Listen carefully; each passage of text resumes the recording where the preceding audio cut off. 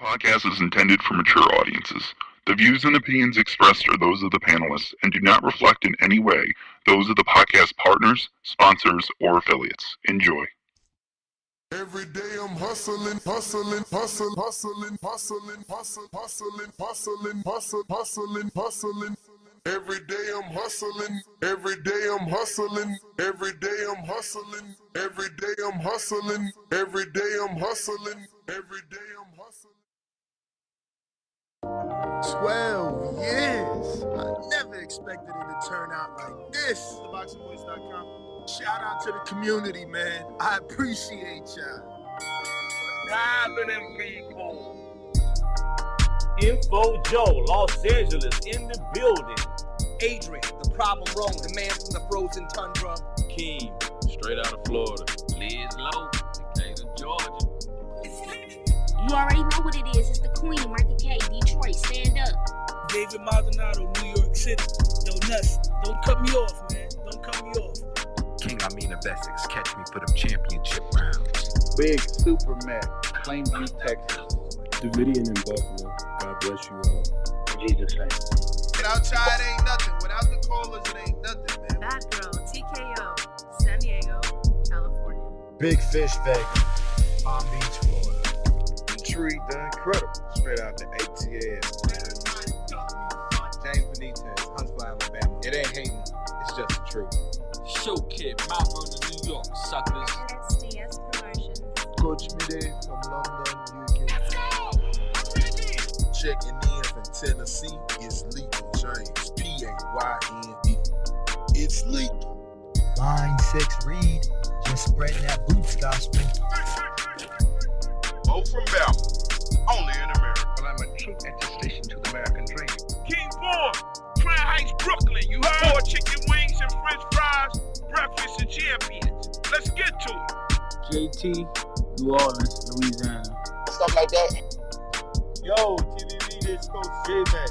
New Orleans, Louisiana, 504, baby. What have you?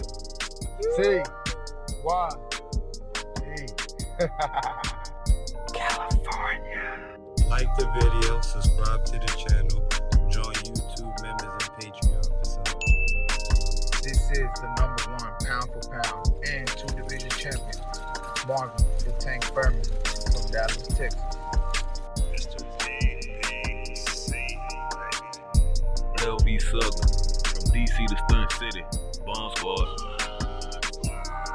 Brandon Maurice, a.k.a. the AJ Trucking, straight out of Cincinnati, baby. Madback 100, U.S. Virgin Islands. Chickarelli, Hollywood, California. Louis Reyes, Boston, Mass. Yo, drop that SDS shit, This son. message was brought to you by SDS Promotions. The voice of the people, there is no equal. You can add Nestor Gibbs on Skype to be part of the conversation. TheBoxingVoice.com. As I always say, please make sure you push the thumbs up. Share this in every episode of the Boxing Voice podcast. This is TBD for life. If you ain't on Patreon, that's because you're stupid.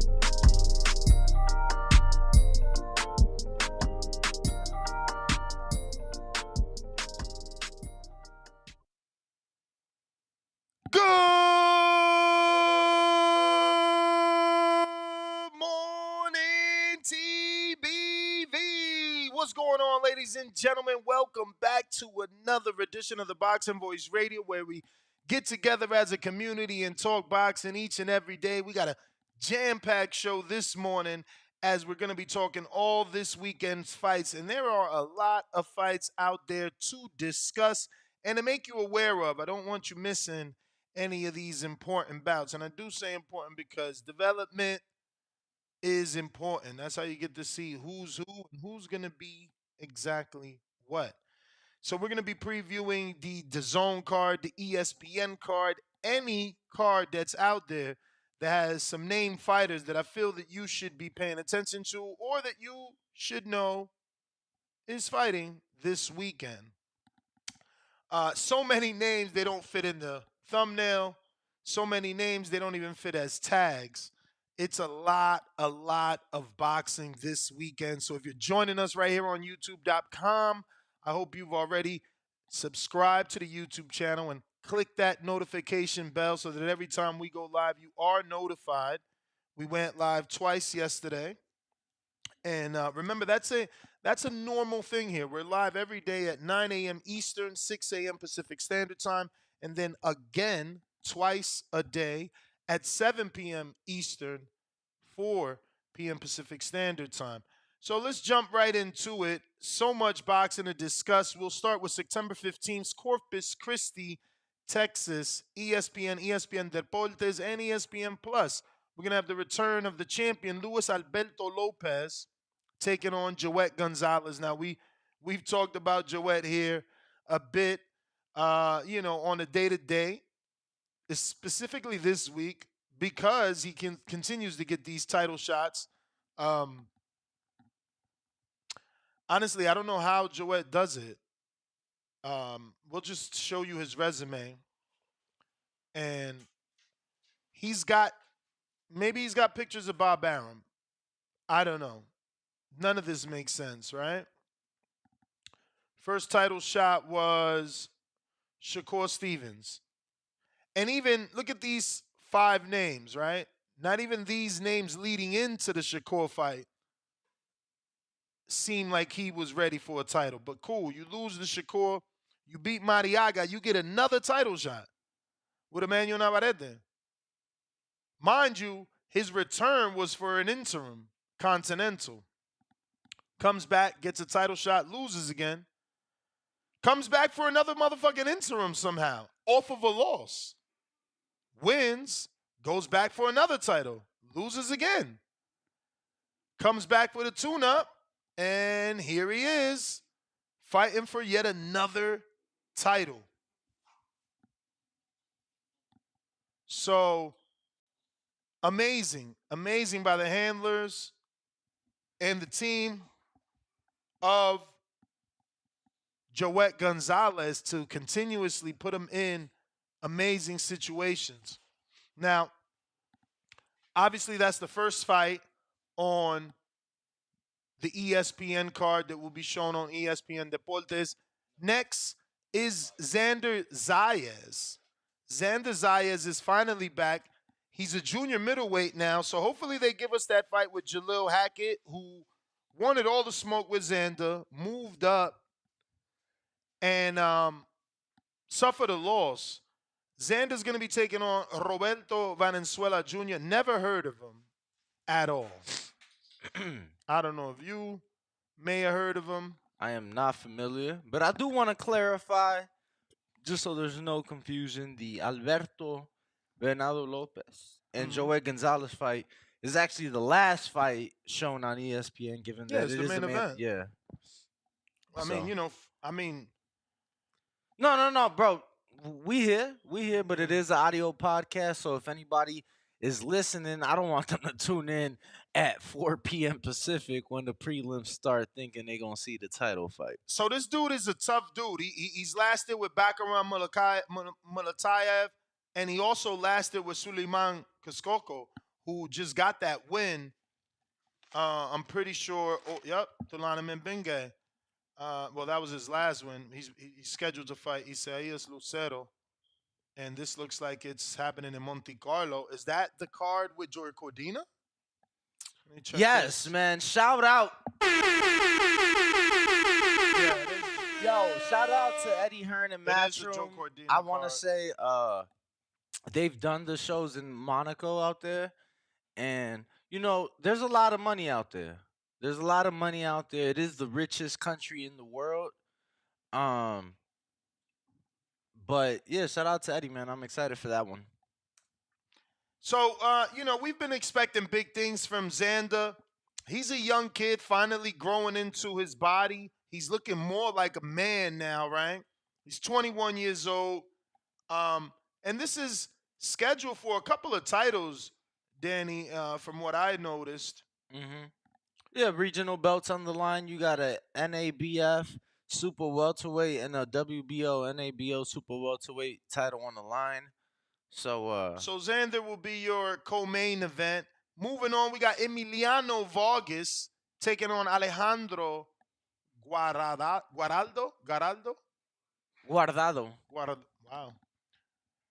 I never heard of him. No. And I don't think we're supposed to, right? Emiliano, son of a legend. You know, he's being groomed. You don't want to burn him out or get him picked off before time. He's only looking 19 the part. years old. You know, he turned pro while still in high school.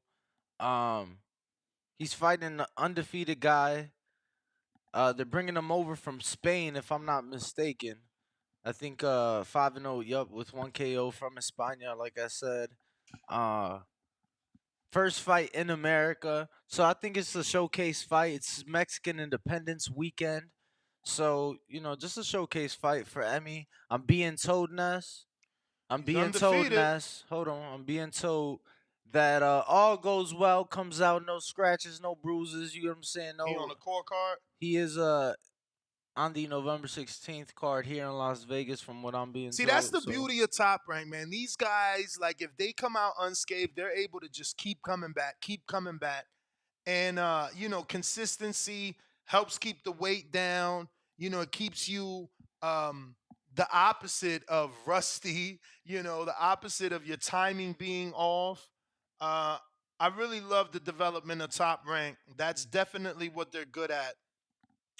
But it looks like Emiliano will be taking on an undefeated fighter here. He's 29, out of Spain, orthodox fighter.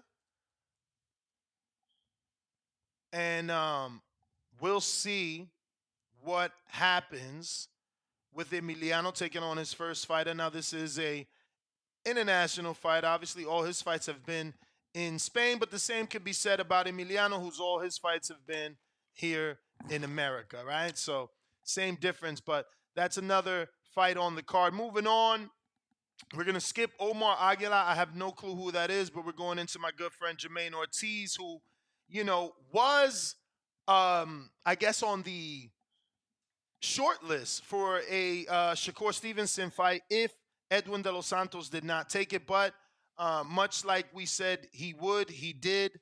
That fight signed, sealed, delivered for November. Jermaine now must look for another fight, but he got to get past Antonio Moran. Common opponent with Devin too, right? Yes. So let's see how Devin did him, and then gauge. Moran was the victim of that very vicious highlight reel knockout. Keep going down. Keep going down. Okay, right so it's all. Yeah. All right, so we need certainly Jermaine to get the knockout. He's a bigger man than Devin. Common opponent with Loma. He needs a statement here. And that's how you make it, because if not, there's going to be the comparison that Pillow Fist Devin had more power than you. I'm going to be honest with you, bro. It's going to take... Do you remember? I just feel like... I remember the overhand, right? Yeah. I just feel like, it was just such a vicious knockout. It's going to be hard to replicate? Yeah. You know? Obviously, I mean, you don't really got to replicate it. You just got to get it done. No, for sure. Look, man, he has to make weight. You mean Jermaine? Jermaine has to make weight. I just want to see him back in the ring. You know, we weren't able to see him his last fight, being told there was a back injury. So hopefully he looks good. He's sharp. Hopefully we see the Jermaine we saw against Loma. I thought that was a great Jermaine. And just see him back in the ring, bro. See what he could do against Antonio Moran. For sure. Again, you know, common opponent with Devin. Devin, former undisputed. Jermaine has an opportunity here to really make a statement. Moving on, the next name on the card that you should pay attention to, Robinson Conciao. Why? So we can see, right? We've been talking about Shakur Stevenson for quite some time, and, you know, the fact that he's got common opponents with Navarrete. Well, this is one of his previous opponents. Let's see how good Conciao is in his return bout versus Humberto Galindo, who I believe I've heard of. I believe I've seen him lose to someone else. Have you heard of him? Yeah, it looks like I Googled him, so I've certainly heard of him. When it's purple, I clicked his box rec already. I do remember that picture. So, Yes, Murataya, Artem. Okay, so this guy has been in there with decent fighters. He's lost to them, but he's gone the decision. Okay, 9. Murataya's power looks to be real. He keep knocking everybody out, huh? He knocked them out, and Artem went 10. All right, not a bad Yo, fight. click on Murataya's joint. I'm curious to see how old he is. 26. Not too old, not too young. I mean, look, everybody's route is different. Everybody's development certainly is different, you know. And we know now from our years dealing with what's my man's name? Robert. Exactly. He's a nurturer. He's a teacher. He's not gonna do what he did, and I think that's why he's the way that he is. He's trying not to make the same mistake he made with Fernando Vargas, and because of that, I think he slows his fighters down slightly until he sees whatever it is he feels he needs to see. Then he green lights them, you know? And I think that's what's happening with Morataya. They're slowly taking the leash off of him. As you can see, he just got in there with Nakatilia. You know, and I'll say that I wasn't happy With? before that. You know, With his progress? Yeah, man, I was very disappointed. You know, you turned down a title shot. You at one point in time he was amongst the Ryans and the Devons, and being spoken about at least. And you said it, bro. Everybody does have a different path, but I just felt that. I mean, that turned down title shot was nearly 4 years ago. I just felt that. God damn, 4 years ago? So you're talking 2019? Bro, this kid wasn't ready in 2019. You tripping? Bro, he was absolutely in the rankings. But top he's 10. not ready. He wasn't ready. I mean, look, I'll screen share. No. It just, I mean, who could he have possibly beaten unless it was a vacant versus like a fucking Beltron? Nah, it was for Devon's first title defense. They couldn't get anybody to take either people at 35. At 35. So before you're saying, what was his other title defense? Yeah, it was his first title defense against the Argentine. I'm just looking at this like, come on, bro. Look, you're talking about 1 year ago. You're fighting an 0-0 dude. And in 19, yeah, that was after he took his loss, though. No, this is Murataya's resume. That's what I'm trying to tell you. When you wanted him to fight Devin in 2019, Robert did the right thing. How could we fight you in 2019? Look at the fights we had in 2019. 4 of them. I can't see the date, so I don't know what 2019 is. Oh, okay. Can you? I was gonna say at least highlight them. Okay. Yeah, I mean he was fighting local cards. Yeah, but he's not on the. I mean, my brother. No, for sure. Why for are you sure, still struggling to tell the truth? He's not on a championship level in 2019. Robert did the right thing. For sure. and I mean it was the back half, and again it was some, it was some shit. It was some shit that up to that point you just gotta remember, bro. I remember all that shit. What? Like. He was calling out all these guys. He was in the gym, young, and like Ryan's name was on the internet, out his mouth. He was being interviewed all the time. Murataya. Absolutely, bro. Like when I met him, he was this quiet guy. Ali Sekbak was in Robert's gym, I'd say once a week, bro. Minimum once a week, and he would get all of those guys. That's the only way I knew Murataya's name. Yeah, I mean, when I met him, he just seemed like such a calm, soft-spoken. Who the guy he had? Who the guy he got? One guy that is in and around that weight class with one loss. They got knocked out. I don't know. Look that up. I'm gonna keep it moving.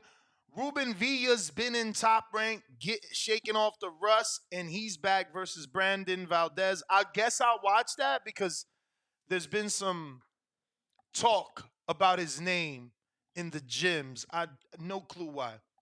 I didn't stick around to see his sparring and things like that, but I've been hearing about him for the last 3 weeks. Tiger Johnson is obviously back, and we want to continue to watch his development and see how good he looks. I never heard of John Rincon or Brian I've Rodriguez. heard of John Rincon. Not familiar, but I've definitely heard the name. But moving on, Ness. Yeah, moving on. We'll be definitely tuning into the Zone's Angel Fiera versus. Let me say something. Yeah, scroll down, brother. Yeah, scroll down to that call. Oh, you already have it. Okay. I'm looking at my screen. My apologies. Yo, shout out to Eddie, man. Shout out to Eddie. Once again, bro. The main two reasons I'm shouting them out. Why? Sky Nicholson fighting in Mexico, and Melissa Odessa Parker fighting in Mexico. Yeah, well, I mean, I don't know about being excited that Melissa's fighting Isak Cruz's aunt in their hometown, but I am excited Melissa's getting a return. It is unfortunate she's coming off a loss, and it was an upset loss. She lost to Slim Goody, Sharifa Metcalf. I honestly, I never even seen Metcalf fight. I seen her with a bunch of losses, and I only followed her because Crawford shows her hella love. They call her chicken. Right. But damn, she got the motherfucking win over Odessa, and now she's ranked in the IBF. Metcalf is, so salute to her. But shout out to Brian Cohen, who we interviewed. You guys should check that out because look, off of laws, he's got Melissa Odessa in another exciting fight, but certainly ridiculously tough. Ridiculously tough. She does have an Amanda Serrano style, I feel like, Odessa, but I don't think she has that Amanda Serrano power or experience for that matter. I agree. It's gonna be a fucking tough fight, but I'm gonna be tapped in. Should be an entertaining fight. Yeah, I'm gonna be tapped in, bro. It's gonna be difficult this weekend because we gotta bounce everywhere. No, you know what I was thinking? I got like this 39, 42-inch TV. Thinking about bringing that in, like it's just a spare have TV. A second one? Yeah, just to throw that on the table, bro. It's gonna be 3 cards. Yeah, but I mean, we're reading the important fight. I think we can certainly bounce. Like I'm not watching the whole DAZN card. I'm watching. No, I'm not. I wouldn't plan to watch the whole DAZN card, but I would say that there's definitely majority of the top rank fights I would want to watch, and I would say majority top ranks, a few on the DAZN TJ card for sure, and I want to see Freddie Rojas. If I don't see anybody else on Showtime, I definitely want to see Freddie's fight. So, for sure. And I think that's the first. Excuse me. I think that is the first. Holy, even Jerry Forrest is fighting Friday. Yes. On Fight TV. Yes, he is, brother. And that has Dusty Hernandez Harrison on it, which I want to give a shout out to. I saw that he posted. Well, you're skipping. Wait, did you already finish? This guy's crazy. Yeah, I am skipping. No, bro, you gotta tell him Angel Fierro got to be watched. You gotta watch him. Yeah, no, I skipped. I thought you was done. Then you gotta watch Erica and Melissa Odessa Parker. I thought you was done with that one. No, then you gotta watch Federico Pacheco, bro. Yeah, no, for sure. I thought you got to those. Definitely. We just started. But My yeah, bad, you bro. gotta watch the heavyweight Federico Pacheco. He's gonna be taking on Carlos Caldarenas, and he's trained by obviously Jose Benavidez Sr. Remember, he lost to Lorenzo Medina, aka the Giant Killer. So they got a little baby feud, I guess. You know, I love Medina. He calls everybody buddy, and he feels that Richard Torres has been fed bums and that they don't believe in him. He's an amazing Cuban boxer, crazy talker, only 18 fucking years old. I feel like Jay-Z and Freeway when that freestyle hit the internet and shit. It's like he's only 18. I can't believe it. Excited for him. He's not on this card, but Federico is, who I believe to be his big fight. I ain't gonna say super fight, but like I can see those two because of who Federico is and his, David Benavidez affiliation. The PBC starting to show him love. The Zone starting to show him love. I could see him becoming a big heavyweight, especially being real Mexican. And then you got your brother Pacheco, who's doing great in the sport to give you more shine. Yeah, I can see Federico becoming somebody. That being said, we will be leaving the Zone after that. There are some other fights there Trinidad Vargas, Tyshawn Denson, people I don't know. And if I happen to stumble and see them and they're worth it, I'll let you know Sunday on the recap. But going on to Showtime now, I don't even know who the fuck is Rafael Pedraza or Pedroza. So he's not even a Pedraza. He's Pedroza. Never heard of Ramon Caldarenas. Don't know Micro. Mirko Cuello. I never heard of. Versus Rudy We're Garcia. only telling you about this card because Freudis, Rojas, Mexican, Cuban, exciting welterweight, 11-0. Signed to J Prince Management, is not signed to a promoter yet. Yes, he is. Samson Lewickovich. Stop your He bullshit. was Samson? He Stop was your Samson? bullshit. My bad. And you know what they say about them Samson fighters? You know what they say about them Samson fighters. You feel me? That ain't always true, but I mean, what we proved do know is what we've seen. They definitely at least prove durability or power. One of the two. Samson either picking you up because you tough or you can punch. didn't. Amilcar, of course he did, up until Garcia. That's why he was the favorite, bro. You didn't know that? He was the favorite in that fight. Right, and he proved. You get what I'm saying? But that's what I'm saying. Up until that point, like he was doing his thing with Samson. The fights that Samson put him in is just, But again, I'm just telling what our is my audience. man saying, bro? Don't get blocked. I haven't even spoken about Mexicans. My man said I can never be happy for Mexicans or Chicanos. What the fuck is you talking about? Yeah, you know haters gonna hate. They gonna also be sent to the fucking Phantom Zone. That being said, yeah, I do like the fact. I don't even know where the fuck we was going. That just threw me off, bro. Yeah, because the boxing weirdo is a weirdo. But moving on, we want to make sure you check out welterweight Freudis Rojas. Like I said, Cuban, Mexican, 11-0. What we saw in sparring with him against, I'll tell you, world class level. My boy, he ain't gonna be mad. I told y'all. Latins don't get mad like that, bro. We roll that shit off the chest like, oh, that's all right, it's nothing. He was sparring Carlos Adames, and that shit was electrifying. That shit was a movie. That shit was memorable. That shit was unforgettable. That shit was so impressive. I mean, I ran up to that kid like a fucking kid. Like, yo, who are you? He did. Just like that. Like, bro, who the fuck are you, And he got bro? a brother that fights, too. Yeah. But the brother ain't shining like him. No. He ain't even beginning to, like, you feel me? Like, I met the brother that day because shout out to Freudis. He's such a brother. He was like, yeah, I'm so-and-so. This is my brother. And I'm like, oh, hi. But, like, he ain't never do what his brother done. Freudis is that dude. I hate that they took him to DLX, too. Because it's like, that gym is so private, bro. I'm going to have to go over there, destroy everybody in chess again, and take over, man. Shit is weird. It's like Caleb be over there. Everybody's going over there. It's like the new hot spot. Shoes there. Obviously, all K fighters is there. I mean, I was going to say K fighters is there, and then Caleb is there. And then the people that come into the city, they've been using that gym. Like? Let me go through their Instagram, and I'll answer that easier. So there is another Fight TV, which Danny brought up. I'm probably not going to watch this because, like, I'm not going to pay for a Richmond, Virginia card that's headlined with Jerry Forrest. I do want to see Jerry. That's my boy, the slugger. And I fuck with Dusty Harrison, man. I'm like, oh, shit, Dusty's back?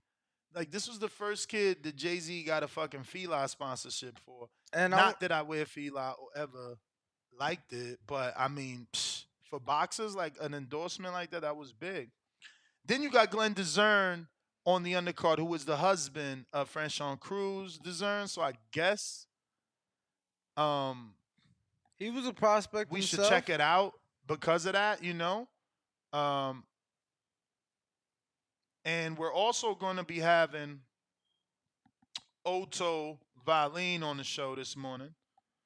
For those that want to ask heavyweight Otto a question, you can obviously head to our Patreon and or community page, and you'll be able to find the respected posts for that. And Go ahead and ask a question if you want, if you'd like. Word. Yo, all these fucking posts by Top Rank for this week's fight, not one of them, not one, has the fucking time. Shit like that irks me. Like, why do I have to go out of my way above and beyond to search for what time your event starts? Unbelievable. Which event we talking? Top Rank. Not one post lists the time. I'm pretty sure they sent an email though. That helps the public. Mm-hmm. All right, looks like we're gonna be joined by Oto in just a minute. Don't see him there, but once again, if you do want to ask him a question, head on over to our Patreon page and or our YouTube community page. And he does have the scheduled fight at the end of the month against Murat Gassiev. Big fight. Big fight, big fight. And that is for the WBA Intercontinental title. Oto, good morning. How are you? Good morning. How are you? I'm good, man. I'm good. Happy to hear the news that you're back. You got a big fight, and whispers are you're I guess what's the right phrase? You're being courted by new management. Oh yeah. I'm working with Freudis First Management for this fight, and it's been very good. I've made some changes on my team, so things are going well, and looking forward to this fight. I hope that change doesn't consist of removing Joey Gamache, correct? He's still your lead trainer? Of course, yeah. We've been actually on this fight. I think it's been 10 years since we first met and had our first fight. We had our first fight in 2013 in late October. So I guess we were training for like a month before that fight, and that was my third pro fight. And we've been together since, and he's not going anywhere, and I'm not going anywhere. So we're gonna stay together. So you're gonna be taking on Murat Gassiev. Obviously, he's a common opponent with Alexander Usyk. What's your thoughts on him as a heavyweight? He is a cruiserweight moving up. Do you feel he's fully filled into heavyweight? We know that he was a good cruiserweight. He was unified champion, I think. But then he fought Usyk in 2018, and since then he's fought at heavyweight like a fight a year, and most of those fights has been, first or second round knockout. So we haven't really seen him in with anybody, a real heavyweight, so to say, and a contender that come to win. So we don't really know much about him at heavyweight, but we knew that he was a good cruiserweight, but now we see what he can do at heavyweight. Now, it looks like you obviously have been staying as active as you can since that Dominic Brazil win, correct? But you haven't been able to get that named opponent like a Dominic Brazil till now. How excited are you to have a name that you feel the boxing public recognizes? It feels great. I mean, it's been a tough couple of years now with no real fights, and so I'm really happy and really excited to get this fight. And I've known about it for a while now. So I'm in very good shape. We had good training, good sparring, everything. So it just feels good, and just the motivation is just different when you have a real fight coming up. You said you've known about it for a while. Can you tell us how long? Because it was just posted and announced 5 days ago. So I was like, wow, 3 weeks. And so that did run through my mind. Like, I wonder how much preparation, how long they've known. Yeah, I must have known for at least, I would say, 5 weeks by now. Okay. And so we've had plenty of time. Okay. And so yeah, everything is good. I don't know why they dragged so long to announce it, but we're here now. Well, no, that's the important thing, that you had the proper preparation, because like I said, when I saw it being announced only 3 weeks notice, I was like, I wonder how much time they've had to get ready for this fight, because it is a good, interesting fight for the both of you. How much do you believe, because like you said, you haven't been as active as you'd like, how much do you think the inactivity will play into effect for Gassiev because he has been fighting once a year since coming up. Yeah, I think that. I mean, I've kind of been more active than him, or got more rounds at least. Correct. So I believe that he's had some injuries and stuff, and I've been taking fights that I could, fights that I could get. So I'm just happy that I'm getting this fight, and with the inactivity, we see what happens. But like I said, we don't know much about Gassiev at heavyweight. I want to take you back to the Helman Olguin fight because we had interviewed him. Obviously, we seen he was fighting you, and we, gave him some attention, and we noticed how durable he was. Obviously, we bet over here. I was expecting you to knock him out, and then he proved to be durable enough to even go 8 rounds with you. But he's been knocked out 3 other times before that. Can you tell me what was it? Did you want the rounds? Was he just awkward? Why do you think you couldn't get the stoppage? And obviously, it's heavyweight boxing, so stoppages are kind of important. Yeah, I mean, I would have liked to get the stoppage, but I didn't get it on that night. But I think every fight is different. Styles makes fights, and I think he's not a bad fighter. He's pretty awkward, and he just wasn't there for me that night. Otto, I'm looking at the rankings. I see you're ranked in the WBO and WBC. Gassiev is ranked in the IBF WBA. Was this more an opportunity just to get the fight? Didn't matter about the rankings or the sanctioning bodies or nothing like it was just an opportunity at the fight? Actually, this is for the WBA Intercontinental, so that should give me a really good ranking if I beat him with the WBA. And also, I know with the IBF, they has promised us the winner of this fight gets the number 2 spot. So which is vacant right now. So which is vacant. Yeah. So I think right. That's perfect. That's perfect. So not just is it an opportunity for you to jump into the WBA rankings, but also to move up in the IBF rankings and probably all other sanctioning bodies, right? Because Gassiev being a former unified champ, I think he's ranked 11. Gassiev is. There's a lot of great fights there. In the BA, yep. There's a lot of great fights in the WBA if you beat Gassiev. I mean, I would love to see Bacoli, Gerald Miller, Deontay Wilder, Jared Anderson. There's a lot of smoke for you in the WBA. Are you looking forward to potentially working with Top Rank? I know that Fighters First Management works with Top Rank well. They got a few fighters over there, and obviously Top Rank has been last 3 years signing a lot of heavyweights. Right. Yeah, I would love to work with Top Rank. We've had some good discussions. We couldn't work together now, but after this fight, we'll see what happens. I think that I'm gonna be in a great position as a free agent, and coming off a good win, hopefully. So we see what happens. Wait a minute! Breaking news. So this is their last fight with Salida? Yeah, he's not involved with this fight. That contract is over. You're already a free agent. Yeah. Oh wow! Congrats, because heavyweight boxing is in a good position right now. Absolutely. So this is certainly an audition. Yeah, I think that, like I said, I'm going to be in a great position. I think I'm in a pretty good position right now, but winning this fight, beating Gassiev, I'm going to be in a great position, and I think probably everybody's going to want to work with me. So I think I'm excited for what's to come. I feel like my career has been standing still for the last few years, but now I think everything is coming together, and the best is yet to come for me. So, Otto, I just want to screen share your resume here. You are truly the definition of a world title challenger, right? Like I don't think I've ever interviewed anyone that's fought in as many different countries as you.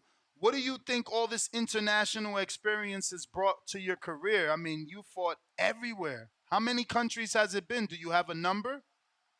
I don't. I never really thought of that. But, of course, I'm from Sweden. And when I first turned pro, boxing was not allowed, or professional boxing was not allowed. So I had my first pro fight in Sweden in 2015, 2016 maybe. Had a lot of fights in Denmark, Germany, had a fight in Bulgaria, Latvia, the US. Uh, Probably other countries as well, but I think it's good. As amateurs, we travel all around also to different countries, so I think it's a good thing, and I feel like almost at home in all these places. I actually fought in Turkey as an amateur, also been on vacation a few times, so I'm kind of used to it. I've been to Turkey one time as a very long layover, and I was immediately in love. But um, why Turkey? Isn't he Garcia from Germany, and again you're from Sweden. How'd you guys end up in Turkey? He's from Armenia, I think. Oh, Yeah, he is Uh, Armenian. well, I don't really know. I don't really know. It's their card. They were talking about putting it in Dubai at first, which I said yes to, but then it changed to Turkey. So I don't really know. all right. Well, we got a few more, and we'll get you out of here. We got Rue in the 504, which is New Orleans here in America. He says, "What do you think a win over Gassiev does for your career?" I think it's gonna do a lot. Like I said, with the rankings, WBA, get highly ranked there, get the number 2 spot with the IBF, and then just I think that I mean it's not very common that you have a heavyweight with those rankings being a free agent. So I think it's gonna be amazing. Mm-hmm. You're absolutely right. You're going to be in a bidding war, I think, or at least multiple offers. James Valdez from San Antonio, Texas says Zalil Zhang versus Joe Joyce 2. Who wins and how? I'm rooting for Zhang. I mean he's in New Jersey. I'm in New York. We fought a few times, and I think that he did a great job in that first fight. That injury was made by him, and he did a really good job. Joyce couldn't get away from his punches, so Joyce, we see what happens, how he comes back, but he kind of had that aura of not being able to get hurt or being stopped, but now he has been. So we're gonna see if that changes. Maybe he's lost some confidence and some momentum, or he takes it as a good lesson and comes back stronger. But we'll see. I mean, I probably pick Chang to win again. Zhang is saying he feels it's going to be easier this time. Do you think that could be a possibility? It is a possibility. Like I said, with Joyce, if he's lost his confidence and kind of that sense of being untouchable. All right. I have Juan Mancha in Houston says, would you give a prospect like Lorenzo Medina a shot, or do you think that would make you look more like a gatekeeper rather than a contender? I'm sure you don't even know who Lorenzo Medina is, right? Yeah, I'm not sure, but he will be great sparring for you, though, champ. I'm telling you, I don't want you to fight him. That makes no sense. He's like 6-0, and he's only 18. But he could use you. Okay. He could use your mentorship, and you can use a young heavyweight that lets his hands go like that. Like, he is active. He's like James Toney as a heavyweight, but he's only 18. Okay. He definitely needs grooming. It's too soon. Yeah, I think that. I mean, there's no real reason to fight for me to fight a prospect that's 6-0 right now. I got a big fight coming up, and after this fight, I could be in line for the fight to fight for the world title, but sparring anytime. Yeah. If you need a young guy to push you, I'll put you in touch with his manager. When do you leave out to Turkey, champ? We leave next Friday, I think. Okay. I got Dre in San Diego. If you could test your skills against any boxer in history, who would it be and why? I'd probably say Muhammad Ali. Not that I want to hurt him or beat him or anything, just to get in with him and learn from him. Okay. I got Matt Benton in Kansas City. Gassiev is easy work for you. Would you fight Jared Anderson, though? Thank you. We see what happens. Trav in Texas. What up, champ? I thought you beat Tyson Fury. I had to fight even on my card going into the 12th, and you clearly won the 12th. Do you think you won that fight? Thank you. I think it was a good fight. It was a very close fight. I think definitely they should have stopped the fight with the cut. And then, we know how boxing works. If you're fighting the champion, you really got to win clearly. And, those close rounds, that I would say went to me, they probably gave to him. But I think at least it should have been a draw. Well, those are all the questions, Odo. Man, I'm very happy. I had no clue you were no longer with Salida. I just thought you had a big fight and we're working with a new manager. But that's exciting news. I hope you put on a great performance so that you get, offers from all the promoters out there, man. Sure. And we look forward to having you back and send our love, obviously, to Joey Gamache. I will. Thank you very much, guys. Give out your social media before you leave for anybody crazy enough not to be following you. Yeah, it's just my name, Otto Wallin. So I'm on mostly on Instagram, a little bit on Twitter, not too much, and Facebook. Otto, well, thank you, man, and look forward to watching your fight later this month. All right. Thank you, guys. I appreciate Yes, that. sir. All right. Appreciate you. There you have it. Heavyweight contender Otto Wallin fighting for the WBA Intercontinental Heavyweight title, which means he may be finding himself right back in a situation with Dimitri Salita because October 14th is the date. I was just informed yesterday that the Baby Miller and what's my man's name? Mahmoud Cha is really happening on that date. I got another confirmation yesterday. Also, I was told there's a small possibility Chris Colbert, Danny Garcia could be on the same card this year. Obviously, Colbert facing Rayo and Danny with Laura if that doesn't change. Well, I'm told that Danny Garcia and Laura are fighting on the same card November 4th. Versus different people? Versus different people. Wow. So maybe we see Chris Colbert Rayo on that card. Who the fuck could possibly Danny fight that's not Laura and Laura fight? I mean, bro, you know that the stat came out yesterday? I had no clue. Thurman legit had one fight in the last 4 years. And Danny is a few months away from one fight in the last 3 years. That's insane. I mean, you know you got money. This ain't about money, but you know you got money when you got 4 years you ain't worked. I mean, you worked one Or day. you worked once in 4 years. Like, how the fuck you want to put it? That's bananas. Bro, what do you do with your life if you ain't got nothing to do with your life? Like, what's your bed schedule like? God damn, you ain't got to run. You ain't got to, I mean, you know what I'm saying? Like, you ain't got to work no more. You ain't got to fight no more. That shit is crazy, bro. That shit would just blew my mind. The fact that that stat was attached to irrelevancy was almost laughable, though. Because together, that's 7 years out the ring for two dudes that we talk about weekly. I ain't gonna lie and say daily, but yo, Danny and Thurman get talked about weekly. For sure. It's crazy. You ain't fought in that long, and we talk about you that much. That's insane. But look, those are basically all the fights. I didn't expect this to be an extra long show because this is some hardcore shit. What time is it over there? Huh? No, I gotta maybe have another interview from the East. I'm trying to see my world clock. It's okay. 9:48 in the East. I think he in Texas. That's what it is. 8:48. Which means he could be Central. training with Core. I wonder who is he with Well, out I there. don't think Core in Texas right now. No? Nah. He was in Colorado Springs at Nationals. I wonder who he's with in Texas. Coach Flick hit us up. I didn't even see that. Like, yo, y'all should have had me on the show because that's his fighter. Partially. Freudis and Lopez.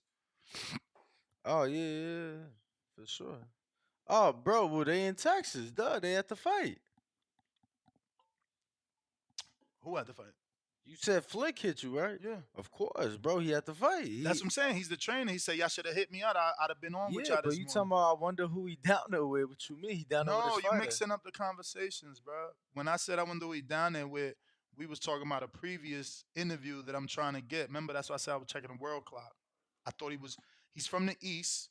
He's scheduled to be on the show, but he's in Texas. So I'm saying to myself, he's probably sparring Core. And then you like, nah, Cord's not there. So I'm like, damn, I wonder who he's down there with. Then I went directly into, oh, you seen Flick hit us up and wanted to be on the show? My man no, don't I care. didn't. Yo, that weed slow this kid down so much. Bro, the way you talk don't make sense. You slow. Sam. You slow. Speed the fuck up, man. Play catch up, bruv. What's wrong with this guy? Anyway, if you want to call in, you want to voice your opinion, you want to give us your prediction on this weekend's many fights, or you want to make it a short day for me and Danny to just smoke weed in front of the pool and watch palm trees, it's all good. It's all good. I'm telling you, every day's Friday. So really what y'all want to do. 1-425-569-5241. Press 1 time to voice your opinion if you want to predict any of these great fights. I mean, maybe great is a stretch, but definitely some decent fights on this weekend without a doubt. But yeah, if not, let me double check. Okay, we got somebody because I was about to give out those social media handles and shit. Let's see what we got. Remember to rate us 5 stars on iTunes. Subscribe to youtube.com/theboxingvoice for the latest and greatest interviews with your favorite fighters. What up? Hey, I don't want nothing. I say Ness, shout out to you and Danny, man. In this shit. Go smoke some Hardin by the pool, man. Y'all boys work hard every day. So if they ain't tuning in, go enjoy that shit. Smoke something for me. I'm at work, goddamn. I would love to hear y'all go on all day because this shit get me through my job. But if it's slow, man, y'all boys enjoy yourselves because y'all always coming through with the pound for pound work, man. I ain't gonna hold y'all. Get up out of there in this shit. Drop the social medias and enjoy a little bit of y'all day, man. Shout out TBV. Salute. Shout out to Zay the Plug. Just signed up to Patreon. Zay, go ahead and drop a question for everybody we're going to be interviewing this month. I am scheduling interviews. So if you're a Patreon or you're a community member, you can ask anybody we interview a question. Like today, obviously we have plenty of people ask Otto Valine a question. And you can't do it via super chat. So people that do it, you can't do that. You got to be a member. Yeah, because we're focused on those pages and we're giving that perk solely to our members and Patreons for supporting us, obviously. Let's see. We got Huang in Houston on the check-in. What's up? Yo, so when is that Ottawa fight? September 30th, same day as the Canelo and Charlo fight. Oh, okay. Man, I like Otto, man. I think one time I seen him fight Andy Ruiz outdoors or something. Like in Cali or something, man. Definitely not. Definitely not, bro. That was Rudenko, bro. Definitely not Andy. Nah, bro. Okay. If you saw Andy fight outdoors, you probably thinking of the Rudenko fight. Yeah, it was a free fight on Fox. I seen. That was on the Danny Garcia, Adrian Granados fight in Carson, California, at the StubHub on 420. Might I add? And Andy. Yeah, that was right before he got the AJ shot. Okay, yeah, I was in the building. I thought I saw Otto. Yeah. But, man, I like Otto Wally, man. I was wondering why we ain't been seeing him lately, man. Maybe he got bad management issues. Well, yeah, he had a bad... he had a promoter issue. And manager issue. And manager issue. Because I remember his old managers, it was like 3 dudes, bro. And they was like all foreigners and never in boxing. The best thing they did was hook him up with Joey Gamache. I'm going to be honest with you, bro. These days, these days, if you have a very good lawyer, you don't even need a manager. I mean, these days, if you want to be a manager, check out Fighter First. They acquired Protect Yourself at All Times. Mm-hmm. A curriculum is coming out. He just dropped the promo yesterday. Adrian Clark did. There will be a course, and you get certificated. If you tired of being a truck driver, listen. It only take one fighter.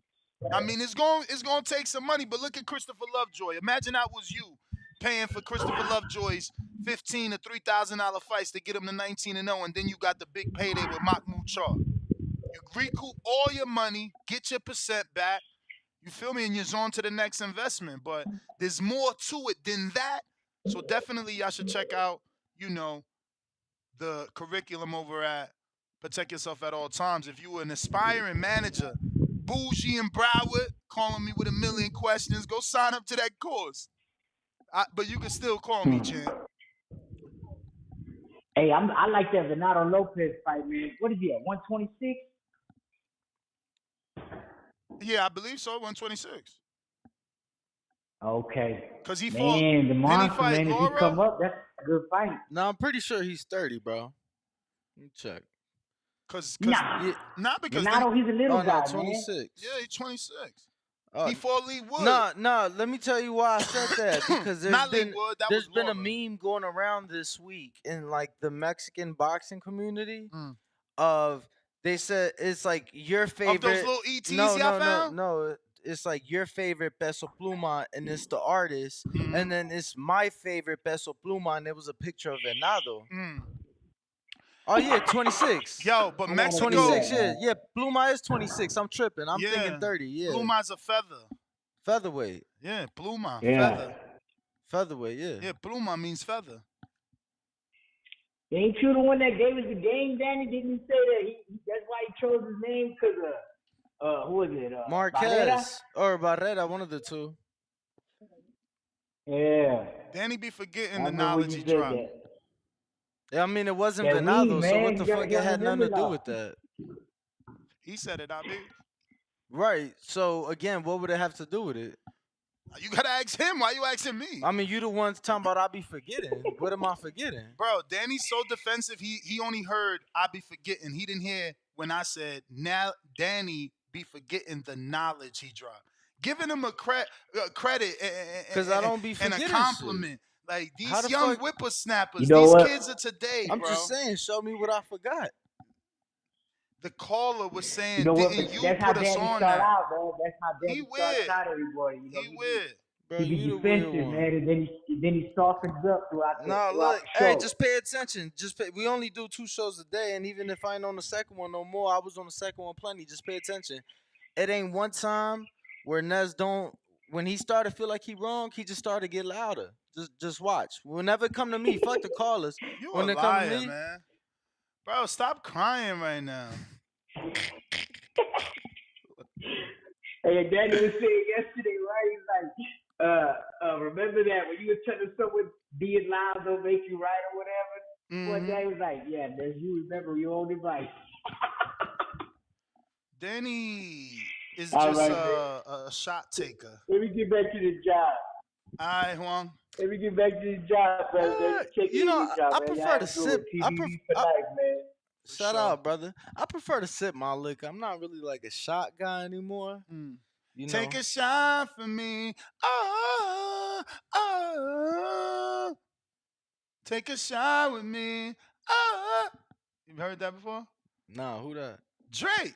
Get out of here. Fuck it. Sounding that terrible? I mean, I ain't got no auto tunes. Why you touching my shit? He touching my shit to tell me later that it was his. Bro, that's how he did yesterday. He walked out of here with a pound yesterday to my, nah, this was mine. I'm like, damn. I thought that was my shit. Yo, okay, it's over. Ain't nobody else here. If you don't press 1, because I see glad a couple y'all people. hear the same shit I hear come out his mouth. Jeez. Louise. Shout out to her. You need to press 1 to everybody that is on the landline. And if you on Twitter, just listen and don't do nothing. But if you on Twitter and you're trying to talk, now is the time because, we about to end this show. It's going to be unfortunate. $3 super chat. Errol Spencer's Joet about to become a gatekeeper after this. Bro, how is Joet not a gatekeeper? Like, let's be real. This dude get more title shots. I don't know, man. I mean, third time the charm, right? But his management, bro. Like, dog, off a loss, they get him an Intercontinental and then a title shot. It's legit been twice like that. It's so crazy. That's great management. Who's he with? What is it? Something Junior? The same dude that I think Valdez started off with, right? Fernando Beltran. No, I got this number. Hold on. Hold on. Who else did he fucking manage? It's not that important, but shit. Yeah, wouldn't have. No, not Robles. I wouldn't have the slightest idea, bro. Somebody we know? He's a Latino manager, bro. He's worked, well with Bob. He had one fighter that once we get that fighter, we know who I'm talking about. He had that one name Latin fighter. I'm trying to remember. I remember I used to have to DM this dude all the time for interviews for this one Latin fighter, but it's not Leo. $2 super chat. Average boxing fan said, "Fuck this topic. We want Canelo Charlo talks." Oh, Canelo Charlo talk. Okay. You could do the All Access review this afternoon. We can do the All Access review this afternoon. We can certainly do that.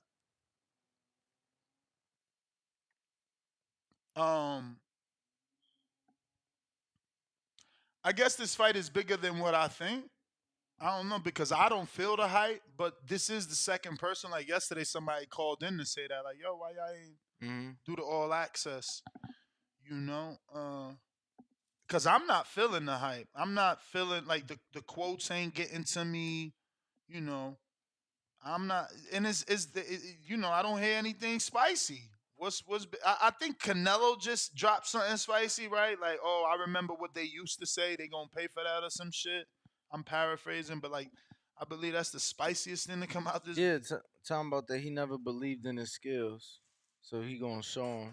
Yeah, I think that's the most they've talked. It's pretty lame. You feel me? Like, I get all that. Oh, we gonna let our skills do the talking, but you gonna do that shit in front of 100,000 people because the other millions they not even interested, man. It's like, bruh, take my money. Don't just take my money. You feel me? Like, sad that they ain't allowed no media at their media workouts. Well, you said COVID, that was Charlo. Yeah. Nah, Canelo too. They ain't allowed for either guy. Damn, man, he all the way in the mountains. Didn't he go to Big Bear again?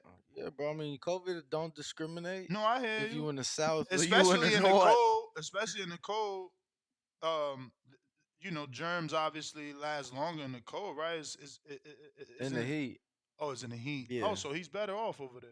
Yeah, I don't know how cold it is right now. I mean, it's not. I thought that was like always snowing over there, like on some. He in Lake Tahoe, right? I don't know. Yeah, I just heard Big Bear. I don't know. Nah, I'm pretty sure it wasn't Big Bear. I heard like high elevation or some shit. No, definitely. I'm pretty sure he's in Lake Tahoe. Let me check the All Access. It said it at the very beginning. But I'll check this ESPN ringside, see what they got in terms of the Canelo chatter. But look, even them. Am I missing something? Yeah, that's what I'm saying. Not even them, but I thought it was them. It's so weird. I thought it was them talking about the Canelo shit, but it ain't. I don't see it. Maybe it's PBC. Oh, here we go. And this was 4 days ago. Canelo can relate to Charlo moving up. Yeah, no, he's in Lake Tahoe. He's in Lake. Yo, speaking of. Y'all gonna hear, I'm sure the news soon, but. What news? Yeah, I'm being told it's gonna be a Top Rank show out there. In Lake Tahoe? Yeah. Where is that? Cali. But it's like upstate. It's like right on the Nevada border. Okay. And it's like camping. What they doing out there now? What is it, a casino or something? I'm pretty sure it is. I wasn't given the venue, but I'm pretty sure there's a casino out there. Average boxing fan, $2 says Nello looking leaner and faster than previous camps. You got that one? Nello and yes. Tahoe this time? Let me see. I got Tommy in Florida while you see.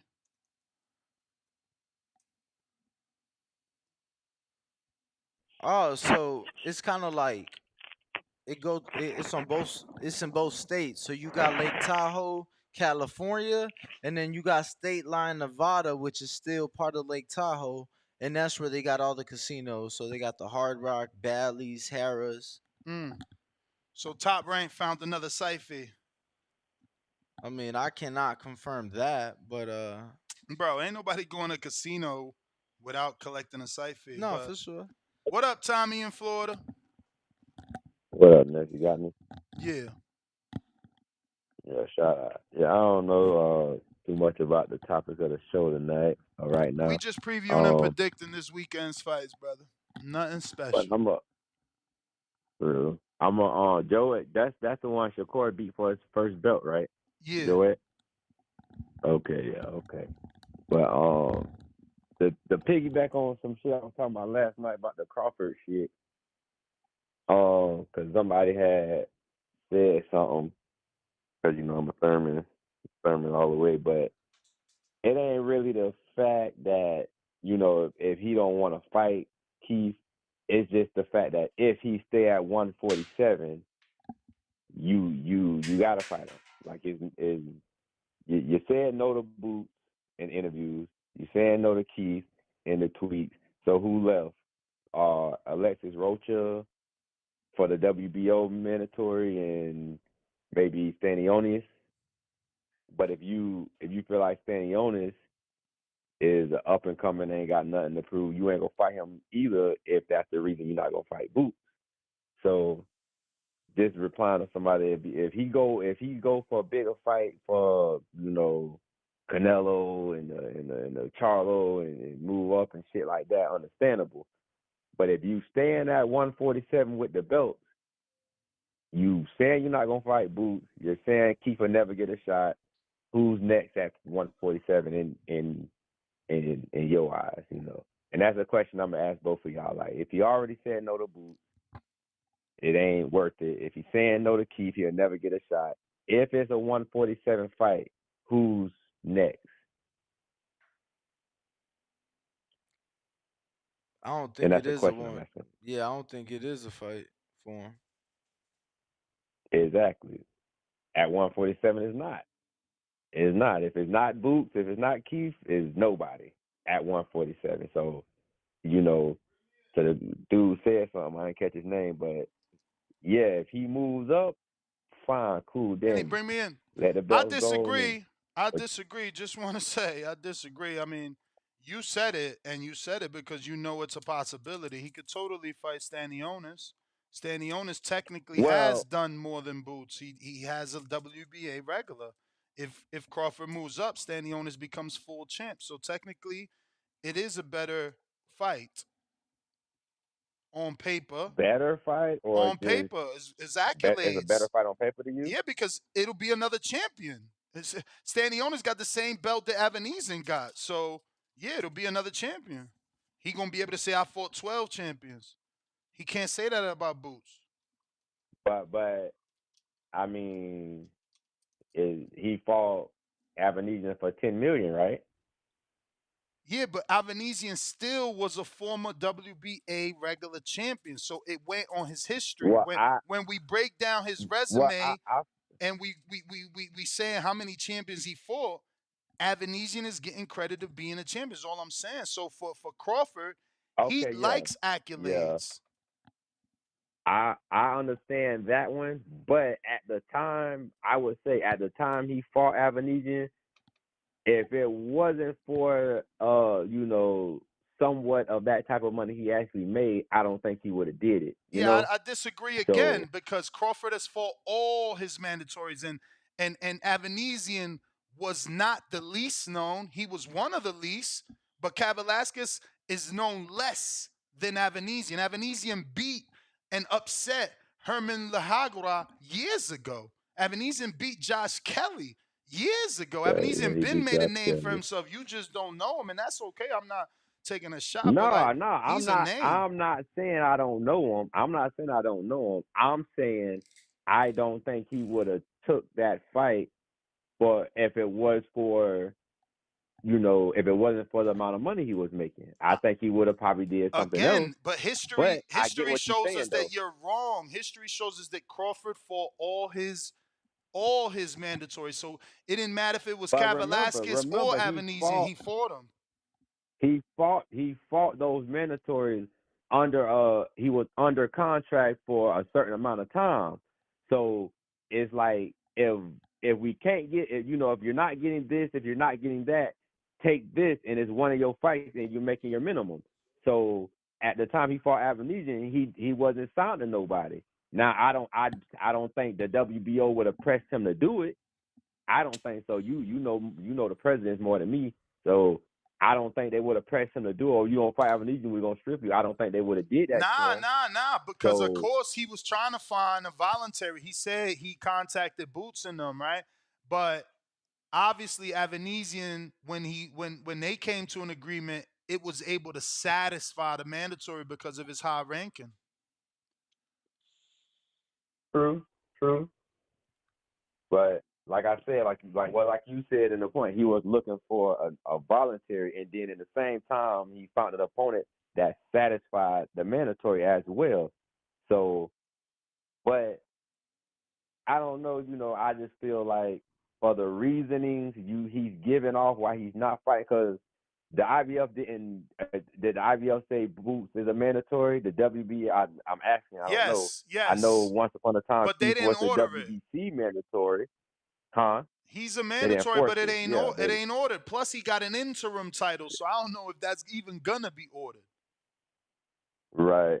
So, but if it's ordered, if everything's ordered, it's a different story, of course. But I mean, just like voluntarily. I'm just saying he could still avoid Boots, though. He could still avoid Boots. All he got to do is say, send a petition to the WBA. I mean, to the IBF, and say he's gonna fight. You may feel like it's your time. Satisfy his WBA first, and he'll be back to do the IBF. Can he do the same thing for WBC? I mean, the WBC, I don't know. WBC was supposed to be next, but they didn't. The fight didn't happen, right? Earl ended up fighting Crawford, so I don't know what mess they got going on. But that was the bell champion. And then what about Alex Rocha?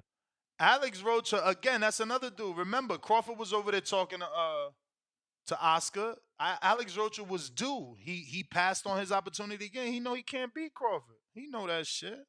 And ain't nothing wrong with that. Bro, let them dudes move up.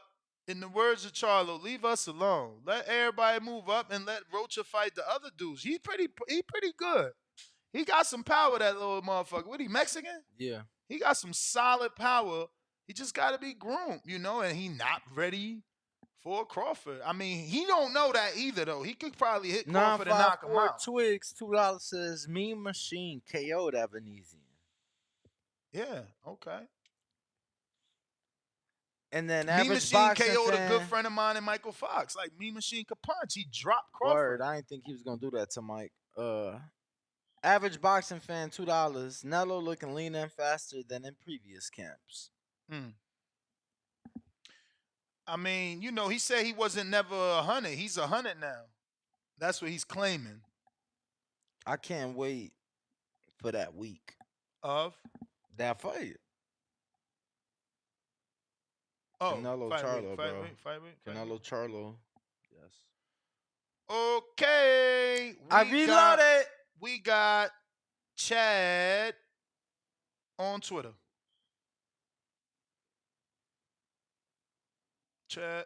Chad.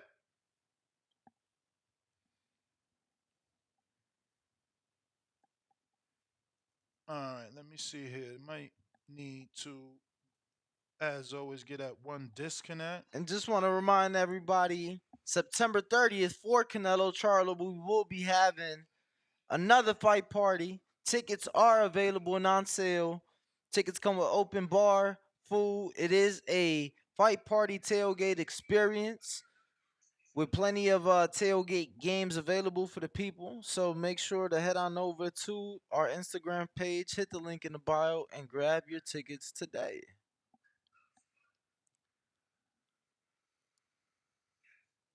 And if you guys haven't hit that subscribe button, go ahead and do so. Make sure you got the notification button hit as well, so you know each and every time We go live anytime there is new videos uploaded to the page. Dude, something going on. What up, Chad? We hear you. You guys there? Yeah, it took a second to connect. Oh, What's okay, up? good. Yeah, I never know if it's me or you guys, right? That's always my worry. Not much. So for tomorrow, I'm kind of looking forward to seeing how Xander Zayas looks. And I thought his last fight, the Cruz fight, I thought Cruz was like a really durable opponent. He got all 8 rounds off. He looked, he had great stamina, letting his hands go. I liked the plan for that fight, and I thought Zayas looked solid. Yeah, and the last fight that I saw Valenzuela Jr. in was against Sissoko. Now, Suleiman Sissoko is a French fighter. I don't know if everyone knows who he is, but he's a guy that I'm certainly familiar with him. He got a win over my good friend. It's a one-way friendship. Dulani don't even know me, but yeah, he beat Dulani Mbenge. Yeah, I like him a lot. I feel like he's gotten a bit grittier as he's gone through the pros. Like he had a very amateur-looking style in the beginning, but even then, that stick and move that he does, he's got great feet. I just love him, and he's just great to like. His foundational boxing approach, I just love watching him fight. And I thought that Valenzuela Jr. fight was a great fight, man. That was a great fight. They both got a knockdown, I think, in the same round. It was gritty, man, and Valenzuela Jr. looked good in that fight. So I'm excited to see what he can bring to Zayas. And for anybody that doesn't know, like I think it's going to be a good ass fight, man. And Zayas, I see it as this is going to be a good challenge for Zayas. That not some prospect hype job match make, that a lot of people criticize Top Rank for.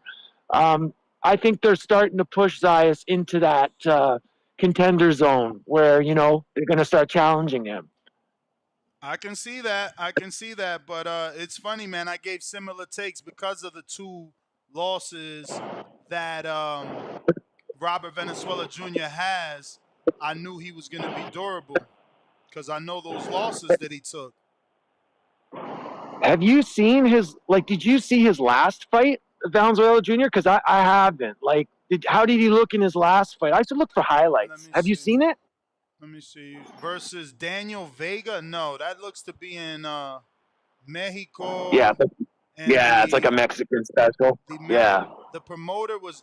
He said Mexican special. No, the promoter, there was no TV. This was in Sonora, Mexico. I mean, Adrian Zarueta. I wish we had better access to some of those events, man.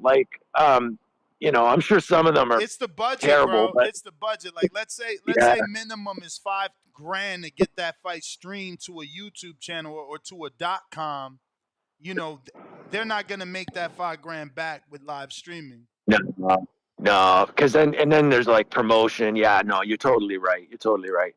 Anyways, that's kind of all I had to say. I'm looking forward to tomorrow night's fights, and I'll talk to you guys later. All right, bro. You're in Canada, or where are you?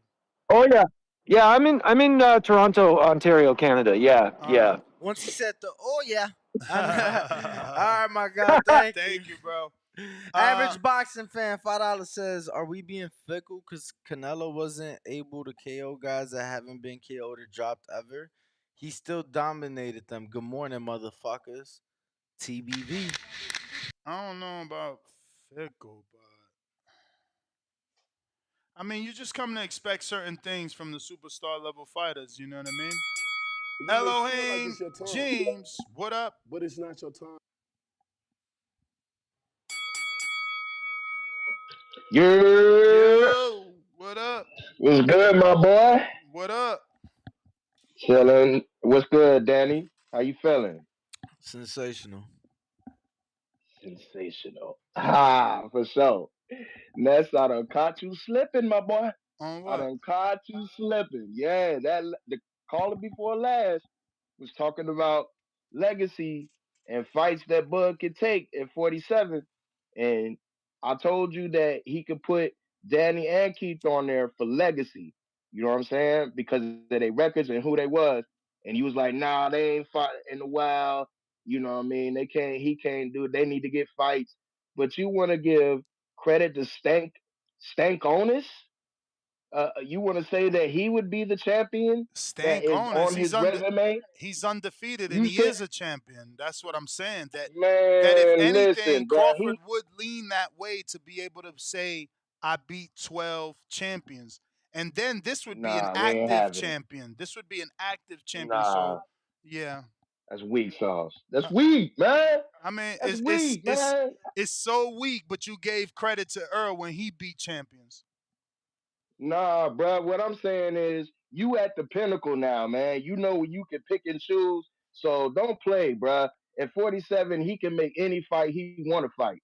So like, for you to give credit to Stank Onus, having him on his resume rather than Danny or Thurman is wild, B. I mean, Come on, Danny and man. Thurman been out the ring, bro. We've discussed this. The So fact, what? So exactly, what? exactly. So then we can have They another on his record. situation. Bro, didn't you see what Danny say? Danny don't even want to fight Bud. Why do you want what he don't want for himself? Oh, slow down, Danny. Oh, slow down. First off, Danny said he would fight him, bruh. He wasn't pressed to fight him. That's what I made the issue of yesterday. So don't get it twisted. I understand where Danny coming from. You know what I mean? But what I said yesterday was, if they wanted to I spin the don't, block, cause he they was could do talking it. that big money shit. He ain't never made the kind of money he would make in a Bud fight.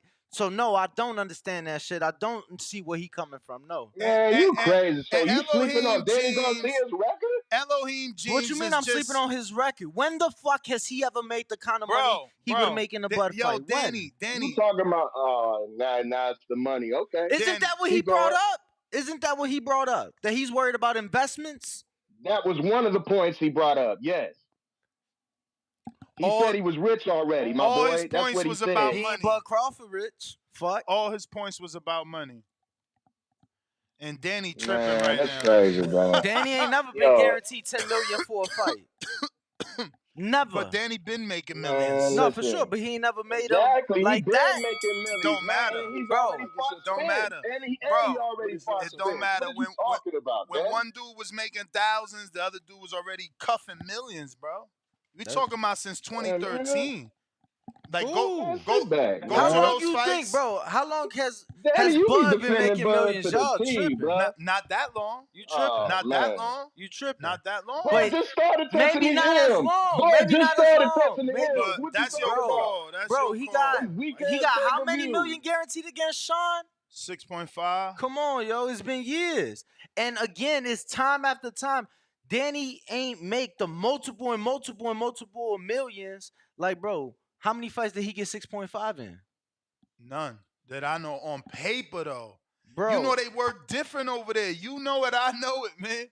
You know it, I know it. They work different over there. And they could work different over there. And I know that when people was trying to do business over here and purchase over here, they couldn't show the books over here. And bro, so everybody, trust me, everybody do it. But that's what I'm saying. They couldn't show the books over there to the UFC, right? But they comfortable putting out 6.5. You understand? On certain people. We ain't never seen that guarantee. Who else? We can't talk about nobody else making fucking $4 million on paper. Who? 4 million on yeah, paper? from Top Rank. Who? Oh, from Top Rank. Yeah. I mean Fury. in a way, maybe. My man Has said, Inouye, did Inouye get that for Donaire? Inouye got that probably for Stephen Fulton, but that don't even count because he got Honda. It ain't Bob cutting them checks. Honda wasn't behind that one. Ain't Bob cutting them checks at all. Good thing Earl moving up to 54. But that's the problem with that last caller. That's the problem with the last caller, right? He's an Earl fan, right? Earl didn't win, so now he looking for the next dude to beat Bud. You sitting here talking about fight Danny, fight Thurman. He don't even care that there's a rematch. He's done being an Earl fan. Damn. He's done. He ain't even like, yo, my boy gonna get that shit back. Fuck all that. Thurman, Crawford gonna need a Thurman or Danny after Earl beat him. You know what I'm saying? Nah, he ain't saying that. He trying to get the next dude to beat Bud because he already know his cannot. That's crazy. CYP, what up?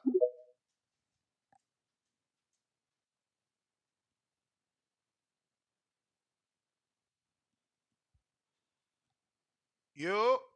CYP. All right, maybe you want to jump out back in King George. What up, fellas? Actually, George, give me one Hey. segundo. I'm sorry. Treese got that counter, cutting that line. Y'all. What up? You know what the fuck going on, man. We in the building, man. Hey.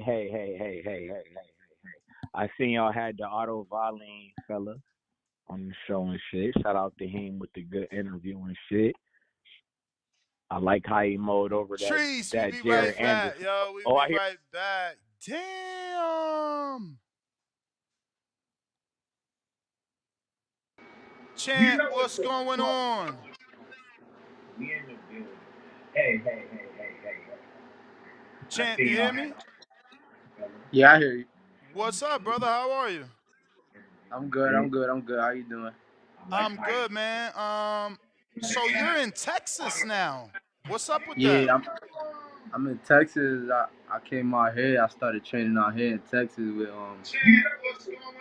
Yo, Sam can you turn us down? Can you turn the TV down?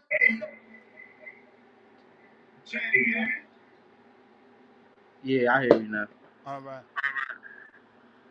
So you started training in Texas. When did that happen? I got about probably a few weeks out here already. Who you training with? Sam Arnold. Okay. We know Sam Arnold. We know Sam Arnold the third. How'd that Yeah. connection come about? You being all the way in New York City. Yeah, my manager is good friends with them and stuff, so we started, clicking. And I like to be more and more focused, more locked in. You said you like it out there because you're more focused and locked in? Yeah, I'm far away from home, so it's like strictly boxing. For sure. So what part of Texas is that? We in Dallas. Okay. Good sparring in Dallas for sure. Now you Yeah, 3-0 now. Fighting at what you at now? You debuted at 140. But I'm at 140, 147. Okay. Oh, welterweight? Yeah. I get it. Growing boy, man. I guess you know it's gonna be. Cause I thought you was going down to 140. Nah, I'll be going 40 or 47, depending Well, you have a fight scheduled on September 30th in Dallas. You're gonna be taking on Traymon Hammond or Trayon Hammond. What do you know about him? Yeah. I know he tall. He Yeah, they long, got him listed at 6'1". Yeah, he got reach advantage and stuff.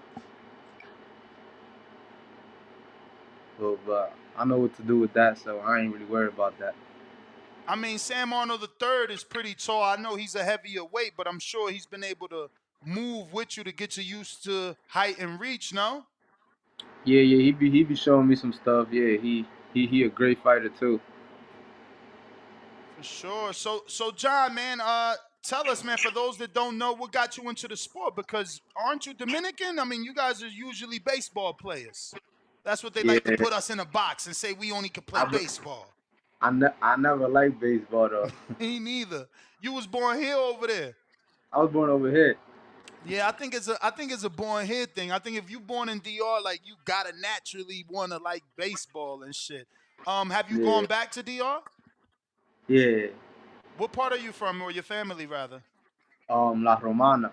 Okay, you right by Javier Fortuna. Yeah. So did you know him, or does your family know him? Because you know DR is Yeah, big we but we, we, we small. we know him. We know him. Okay, that's what's up. You ever move together? No, I ain't never get to sparring, but I've been around him a few times and stuff like that when I was over there. That's what's up. Yo, it's funny. I'm right by La Romana. My dad is from San Pedro. And Oh yeah, yeah. I You like 30 always go minutes to La away. Romana. Yeah, I'm right Yeah. there. I'm right there. I was just out there a few months ago for a nice minute, man. I love it out there. I love it out there. It was crazy. I bumped into Robinson Cano out there because he's from San Pedro. Yeah, that's where he from. Yeah. Yeah, it was pretty dope. So, um, do you think? Because I've asked fighters, I know how tough it is in DR. Uh, and by tough I mean the economy, right? So I always feel like it's gonna be Yeah. difficult for someone to bring a fight back to the Dominican Republic. But do you feel that there will ever come a time where we could actually see a fight in DR? I'm gonna do it. I mean a big fight. Yeah, like a big fight. I'm gonna. Oh, you broke up, John. You broke up. Say that again. I said I'm gonna do it. I'm gonna break the ice. Mm. I'm gonna do it. I'm gonna break the ice. Let's go. I like to hear you talk like that. Sean Boxing has actually been putting on some good promotional cards out there. They've been featuring Mini Pac-Man on their cards out there. So she's doing a good job. She just needs a bigger fight. Yeah, she be doing her thing over there. Yeah. So how are you clicking with Sam's dad, man? Oh, we good. We good. That's clicking Break good. broke up a little bit He a there. good trainer. You know, he ain't trying. I said he a good trainer. You know, he not trying to change me or nothing. He just add on to whatever I got and fix whatever pointers he think that I should, be better at. For He sure. not one of them trainers that gonna train you to fight like somebody else. You know, he want you to be you. He'll just It's add so funny because I and met fix little you. few things. Oh shit! This is it's your internet, champ. I be thinking you stopped talking because your internet is freezing you up. Can you make sure you're connected to the Wi-Fi? Yeah, I got you.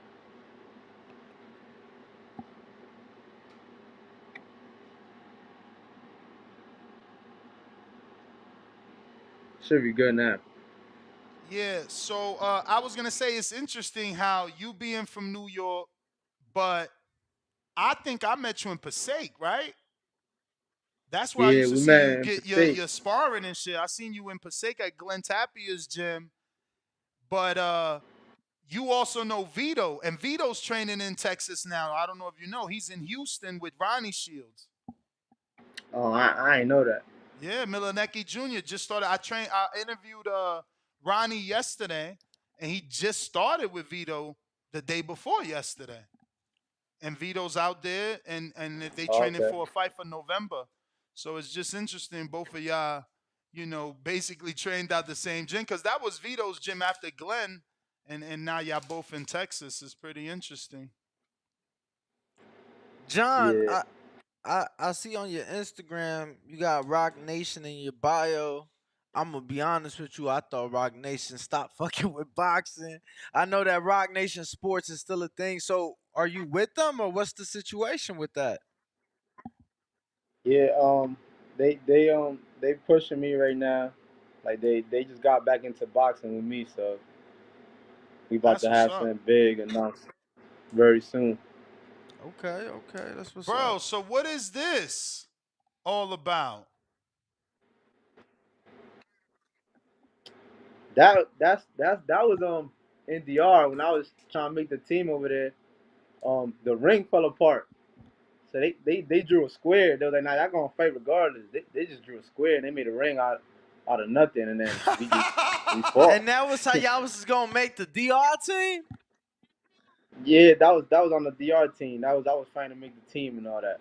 Bro, and you put straight up out the trenches. Yeah, that was really treacherous. That was straight outside. The ring fell That's apart right before my fight came up.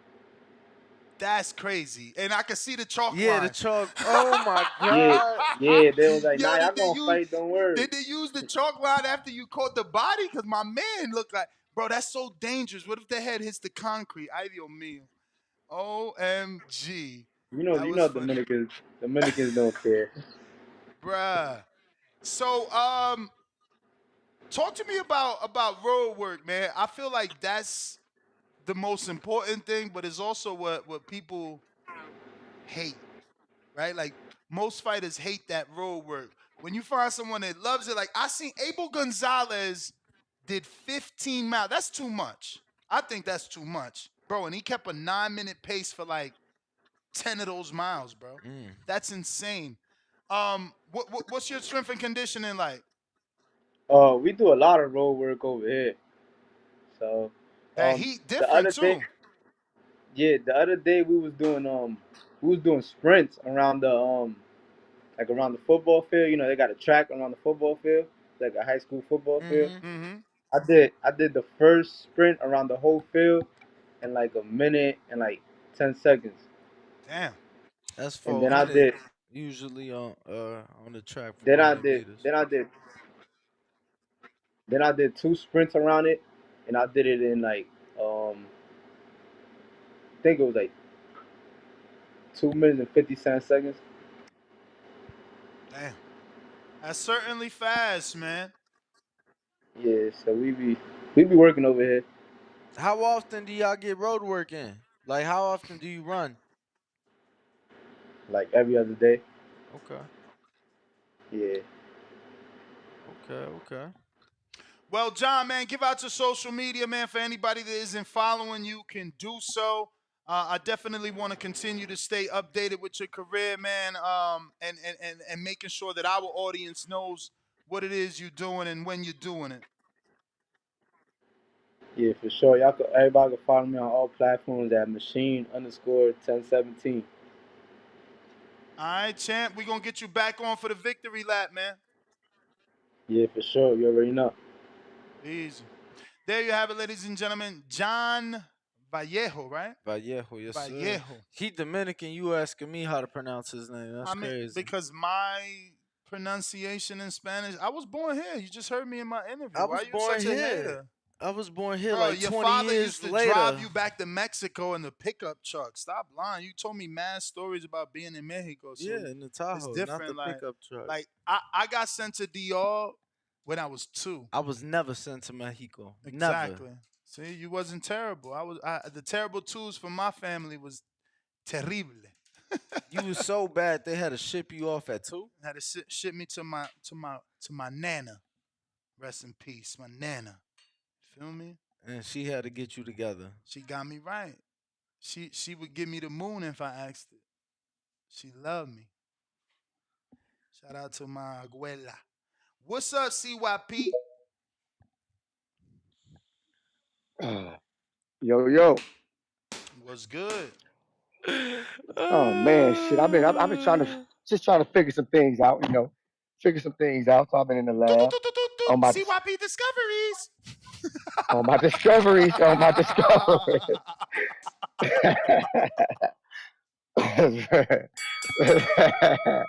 Let's run this motherfucking discovery. So, Stanionis versus Boots. Resume: Stanionis, 14 fights, WBA regular, number 4 in the ring. Biggest opponents: Delorme with the distance. Luis Colazo, age 40, headbutt, no contest. Out of his 14 opponents, 4 of them have double-digit losses. He only has 14 total fights. Boots resume: IBF interim, ranked number 3 box rec, number 2 ring. Delorme also on his resume knocked him out 1 round. Lipinets, who beat Omar Figueroa and Lamar Peterson. Chris Van Heerden, former IBO champ, that belt TBV loves. So I try to figure this out. If you beat Boots, you're not getting more recognition than beating Stanionis? On what planet? Not Ring Magazine. They don't think so. BoxRec don't think so. They got the same belt. So at the end of the day, resume, his is better. He's beat better opponents who've They don't done have the same more in belt, boxing. CYP. A regular and interim is the same. No, it's not. It's the same. No, it's not. Yeah. Okay, it's not. It's not. So they're not in line right under the champion. They're not. They are in line, but they're not the same, though. I mean, you can. Oh, okay. Technically, we're not going to argue that because you have no argument for who's a better opponent because this is not even about the 2 belts. You're switching it to the belts now because the opponent is a straight line. It's a straight line. There's no way in hell he's a better opponent on resume, legacy, or nothing. It's not even close. You can't. There's not one boxer you can text right now. Not one boxer. who says if you could beat Stanionis or beat Boots, who would you rather beat for legacy? They'll say, oh, Boots. If who could you beat for popularity? They'll say Boots. Who's the hard opponent? They'll say Boots. Stanionis would not win one goddamn category, not an argument from a boxer, a promoter, a fan, or anybody else, except for a podcast host who did a good job of causing some shit to keep this show interesting. Let's be real here. You don't even believe Stanionis is a bigger win in any metric than Boots right now. Come on now, cut it out.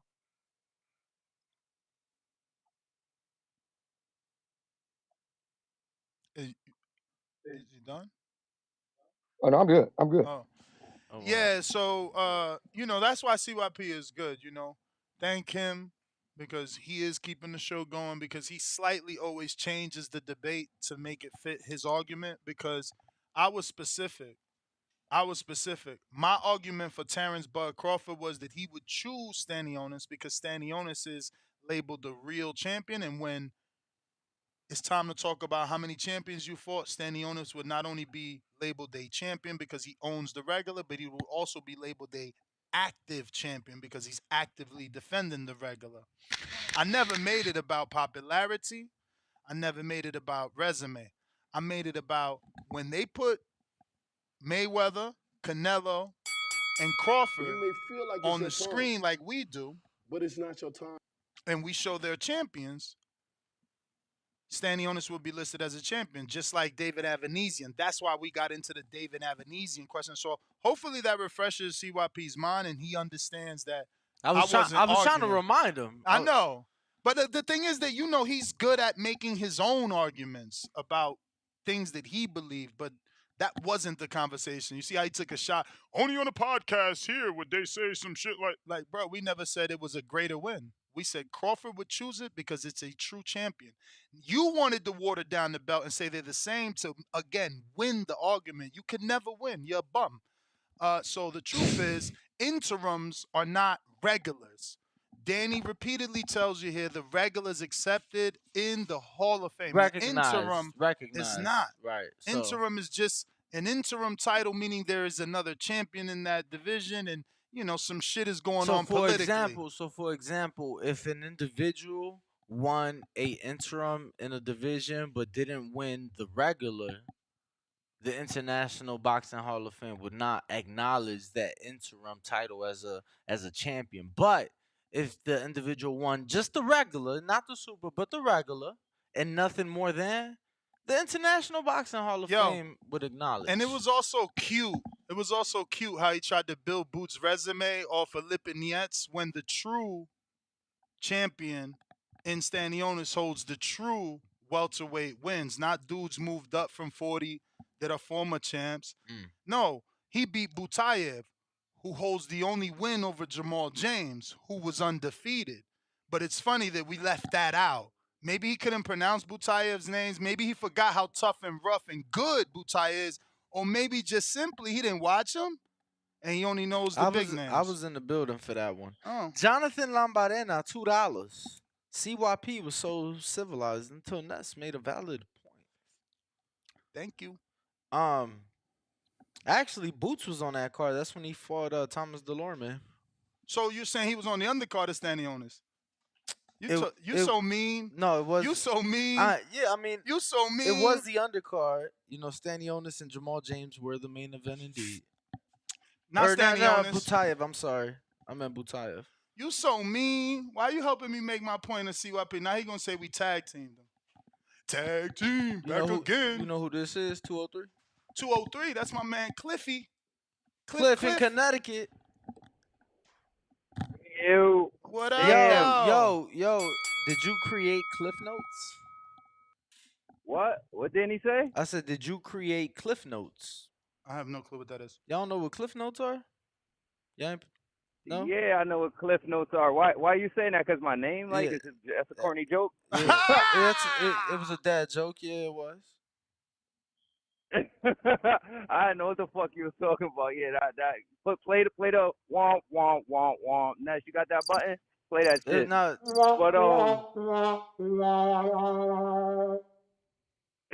Yeah, that's fitting. But no, man. See, y'all, we all having a good time, but I guess I gotta kill the mood because That's always, Ness, you always shitting on me, and your partner will come the next day, and he will say the same shit I said, What and he say? you fucking. All right, first I'm gonna go back a week ago when Damn, I we ain't said go to Frank. Treese call I either. felt. Hold on, Treese, I'm gonna just get know to Danny I'm don't gonna get fuck to it with you. quick. I remember we went to him. I remember we cut him off short, but go ahead. Go ahead. Nah, I didn't talk today. What are you talking about? No, we not saying true. that we were supposed to go to Treese, but I'm gonna give you back that time we just took. Go. Tree's gonna get it on quick. I ain't got too much to say, but yeah, yo. So the back last week or so, I'm like, yeah, Shakur, I think he gonna watch Frank. Then Ness gonna scream at me like Danny said, when that's wrong, he get louder. So he's screaming on me and shit. So I gotta scream back, and I ain't even like that. But it's the only way to communicate with that nigga sometimes. Danny come the next day, say the same shit. Now today, motherfucker, Danny says that Danny Garcia, it's about that. He say it's he basically I said Danny Garcia is cat. Damn. Yo, smoke some weed, Jet. You gotta calm down, bro. It ain't that serious. Nah, it is serious. I said Danny Garcia was cap and all this and that, and that scream on me and try to make me look stupid. Danny and didn't say, but then this Danny Danny comes don't agree today, with and you. Danny says, and your partner says that it's about the money, like that this nigga wanna put out a tweet as if he don't give a fuck about none of the money. No, you and this and misinterpreted that with what Crawford, Danny but said. it's always about the money. You that's missing. not what I said. No.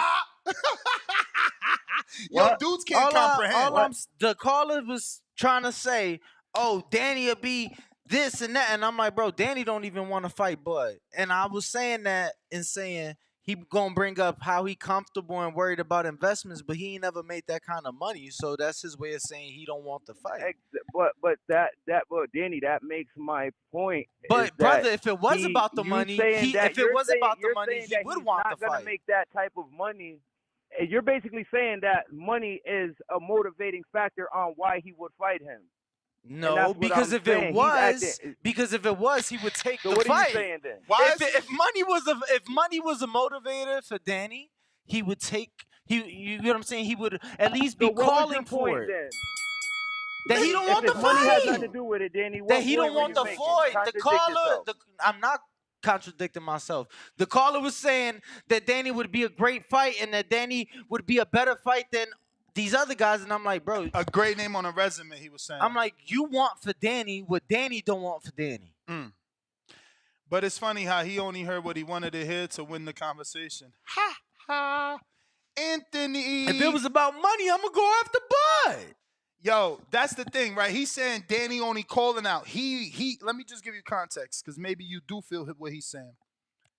Yesterday, he called in to say, Danny only wants this because Bud's a payday. And I'm like, bro, you tripping. Danny been making millions. Like, he made $3 million for the Matisse fight. And that's after knocking out Khan. After fighting Morales and shit twice at the Barclay. Like, bro, Danny got old money. And he's like, no, you crazy. He want the money. It's a payday. And I'm like, and I'm not agreeing with him because I don't think he want the fight. He think he want the fight for the money. I don't think he want the fight. I think he wanted the fight, but Bud played him. He had to say what he said, like, which is like, yeah, I want to fight you, but it ain't that serious. Like, it ain't about money. I don't need no payday. I've been making money. That's why he said everything he said, to just let Bud know, like, bro, we been eating over here, and it's pretty true. Those PBC fighters been getting paid. We know that shit, bro. We gotta stop these little weird games. Wait. Go to Elohim James. He got a counterpunch. Before Treese? Damn. Treese do got a counterpunch. So it's Treese, Elohim, and then CYP on the counters.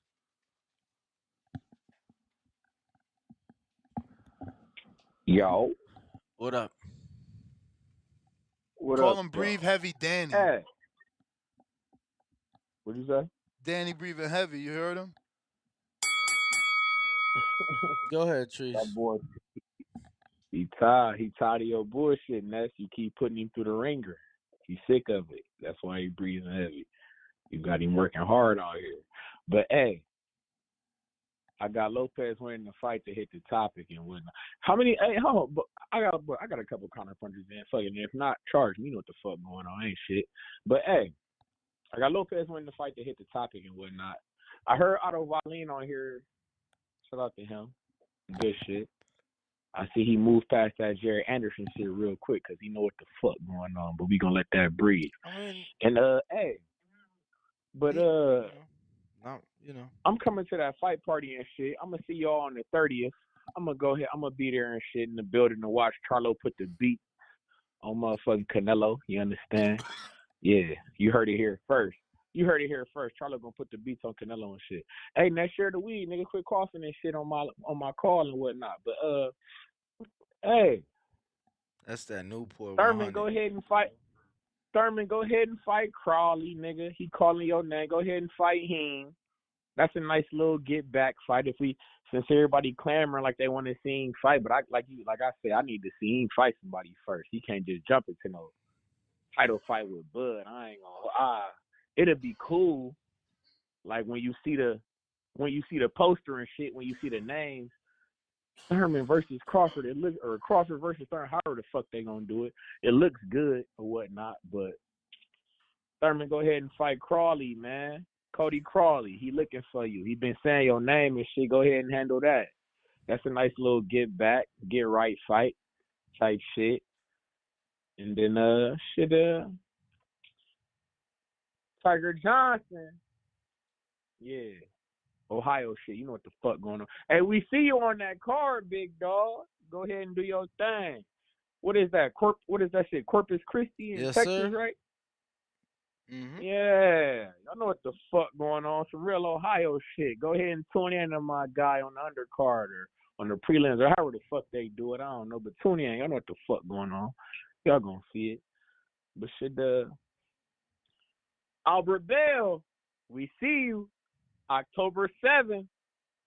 I see you in the city, big dog. Glass City Center. We see you. We know what the fuck going on. I don't know who you gonna fight, but I seen him on the interview. What he say? We ain't got the luxury of being idle, you feel me? We got to take fights. Hey, Navarrete. If Shakur fall through, like you, I don't know, maybe you might want to duck the motherfucker like he claim everybody else do. You feel me? If you want to duck him, you can't keep ducking us, my nigga. Albert Bill. Navarrete he already got something scheduled. And he moving up, I know bro. He Albert Bill want that got Shakur smoke. I said Navarrete. But like I said, Navarrete still. I said, I'm still on the line. Hold on, Navarrete still healing up, my nigga. Didn't he fuck his hand up right in that fight? I'm just saying, he moving up though, brother. I'm telling you that Navarrete already has a date and an opponent. Oh, he already. Oh, against who? I mean, against a guy that ain't, Albert Bell, unfortunately. Is it up or down? He's staying at 130. He's moving up. I'm told he's staying at 30, but See, well, what the fuck you mean? Why ain't he fighting us, my nigga? What you talking about? We number 2. Why ain't he fighting us? I mean, what you mean? That's a question for him, brother. I'm just telling you that he has a date. No, I don't know if it's at 30. I don't know if it's at 30 for sure. Translating your ass off. Danny, I see you on this bitch translating your ass off. I feel like y'all need to get Mr. Navarrete on here. We got some questions around this motherfucker. You understand? Why ain't he fighting Albert Bill? You feel me? We in line. I mean, he been fighting mandatories and shit, or he been. I mean, I ain't really. Yeah, I mean, if anybody could give us Navarrete is top ranked Danny. If anybody could get it done. Top ranked Danny. Anybody could get it done. They call me BBC Ness. Hey, I just want to say the last 3 cards I've applied credentials for Top Rank, I've been denied. So. And then they approved you. They ain't approved me. They approved you. They did not approve me. They did not approve me. Where's my girl Best believe they did not. Where's Mirna? Who got approved? Well, who got approved? Mirna got approved. got approved. Who got approved then? Mirna. Whoever got approved, nigga, we need an interview for Mr. Navarrete. And she knows Spanish. We number 2 in my ear, brother. We need a fight. Yo, my man is Team Toledo, baby. He pumping that Toledo shit. You know what the fuck? Hey, let me get some horns around this motherfucker. You gotta pay for those, bro. What the fuck? Yeah. I'm gonna see. Hey, Danny, I'm gonna see you. I'm gonna see you September 30th. I'm coming to the fight party. Don't worry, you ticket I'll book. be there. I'm just waiting on my address. I'm just waiting to get the It's address and private the low. It's location. All that private shit. low. We'll be here. Private location. That's coming out. Private Day of. location, man. You know, people got Hey, hit. I can't wait. Cause last time, You know, in the, CYP trying to put a hit on me and shit. We got to keep that location. Oh shit! Oh shit! Whoa! We don't. Nah, I'm whoa, fucking we don't with play you. I'm them type fucking of with games. you. I'm fucking with you. For y'all start DMing CYP and shit, and then CYP say it was my fault because I'm always lying on his name, and you know. Damn, CYP, you on that? Damn, he calling out hits. He said, oh, that's bro, crazy. I just said, let me stop before he You say know what I'm CYP? This guy's hey, terrible. No. You know CYP stands for carrying your pistol, nigga. You better be careful around this motherfucker. Hey, man. Carrying your pistol. Yo, he ain't gonna like that. He said don't associate his name with guns. That ain't what he about. It's all muscles and right hooks for y'all. Say less. My fault, CYP. I don't want to disrespect your name. My bad, buddy. I don't want to do that to you. But hey, I know I got another call and shit. Don't forget about me. Y'all know what the fuck going on. Shout out Toledo, Ohio. Don't forget about us on the line. Y'all be cool. You certainly got your free call because we gave you 2 counters right there. Earned luck. No. Elohim James counterpunch. Yeah, Elohim. I just knew it started with an E.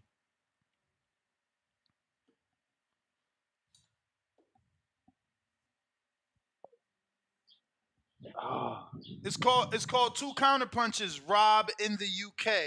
He like, damn, this dude just got a 10-minute call. Elohim James, are you alive? Hello to all the birds chirping in the back. That's his birds. Elohim James. Can you hear me? Yeah. You can hear me, fam? Yeah. Okay. My bad. Yeah, we back. CYP, I got your back, my boy. You know we tough. We hung out at that appreciation night. That's a real one. So stop trying to play my boy because he came on here and crushed that narrative of the legacy talk that y'all was talking with that stank-onions. All right? Ain't nobody trying to hear that. Ain't nobody talk legacy. Nobody talk legacy. Nobody that's talk. what y'all choose to listen. Y'all trying to change it to that. Nah. Y'all trying to change it what? to that so what y'all can win an argument. Ness, you said it.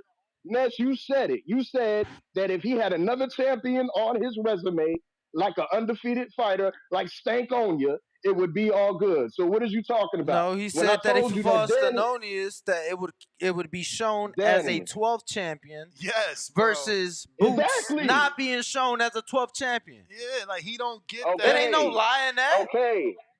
All right. He never said it was a bigger fight. And I never he said never it was said legacy. it was bigger. He never said it was more money. He never said it was legacy. He just said one would be counted as a champion. He did say it was Did legacy, you say that man. yesterday or something? You wasn't on the show. No, yes, even if I said legacy, it's about the champion. Boots ain't a champion. Exactly. Okay, so we said if he don't fight Boots, then fight Danny or Thurman because they were champions. That's what we were saying. And that's those guys are inactive. I mean, so was Chop Chop Corley. He's still fighting. So because Chop Chop is still an active fighter and he a former champ. Exactly. What Chop Chop about? These dudes ain't retired. Bro, they got 4 years out the ring. Chop Chop not retired so either. What? 4 years. Chop Chop ain't retired. Chop Chop not retired. Chop Chop has not retired. We're not talking about Chop Chop, Danny. Well, we talking about inactive former champions, are we not? Man, listen, bro. You know it, and I know it, that if you put Stankonis on that boy resume over Danny and Thurman, y'all boys is wildin'. Straight like that. This all I care about. Look at the screen, bro. For those watching, I thought my call is based on. Hold on. Didn't you say that it was Boots? Now he's saying Danny and Keith. No, you need to go. You mixing it up. Listen to the playback, Danny. CYP wants Boots. He wants Thurman and Danny. Right. I'm saying what you said. I said what you said. You said that if he fights Stanonius counts as a champion. If he fights Boots doesn't. So why is we talking? That wasn't my argument. Argument. Which is why y'all create your own arguments. Exactly. And then you try to twist what we say. That's why we extending the show right now, because y'all talking about some real shit right now. You feel me? No, now, you changed it. But listen, we just rolling with the punches, champ. We bobbing and weaving out here, okay? Danny, yeah, sit your ass down because you going to get this work too. All right? So you know what it is, man. You try to bring up the money, talk about Danny ain't making no M's and he don't need, he don't want to fight him. But it's not your Boy, time. I'm telling you, I'm coming back. Yeah, I I'm know coming you back. need to write your call down next time so you can make some motherfucking sense. Come on, y'all know he ain't made no sense. We don't know what he meant to say on that call. What the hell? CYP counterpunch. What the fuck just happened right there? Bruh, all I'm talking about is champions. That's it, man. CYP? CYP. While we wait for CYP, we got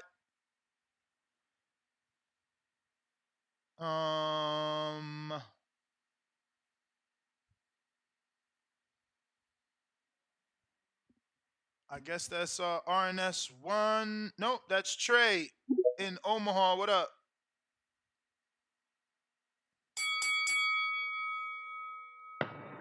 Yo, why the fuck is we out here talking about Chief and Danny? They watch that shit over That's with. that caller, man. That caller, Elohim James. He want Terrence to fight Danny and Thurman. Well, I'm gonna tell Elohim Jean this. Danny and Thurman ain't give us our shots, so why the fuck should we give y'all y'all's? Let's talk about it for real. Let's really talk about it, because I've been here every step of the way, and I know for a fact Danny is keeping the most up with us. When we had the WBO though, before we had all the other people and the ring though, they did not want nothing to do with us at all. It's there, full 4K in person. Now, let's talk about this, Alberto You might need to get off Lopez. that Hey, I love. Bluetooth, man. It's hard to hear you, man. Hold on. Can you hear me now? Yeah, You can hear me better now? a little All right. bit. Man, hey, I like Alberto. I like Alberto a lot. I like the way he fights. I like Oh, his you talking about game. I just think Lewis? something. Yeah, Yeah, yeah, it's hard to hear you, champ. I yeah. mean, I don't know what you doing. Here. Hey, No, you want right me to there call in on sound my phone better. real quick? Right there sound Right here better. sound good? Yeah. Okay. Yeah. So no, what I was saying though, I like Lopez a lot. I like that dude a lot. Like his game is actually nice. I wasn't shocked that he beat Nick Colon. I'm not shocked by his resume. I seen him fight in person before too. So like watching him up close in front is real major for me. Watching fighters, and I like this dude. I really do. It's nothing. It's nothing against Joet. It's nothing against like how I feel about Joet or nothing. Joet got a great resume. Joet just can't beat the top guys, man. He just can't. Joet struggles to beat every top guy he done got in the ring with. So it's just like when I hear Joet name, I don't get too excited no more.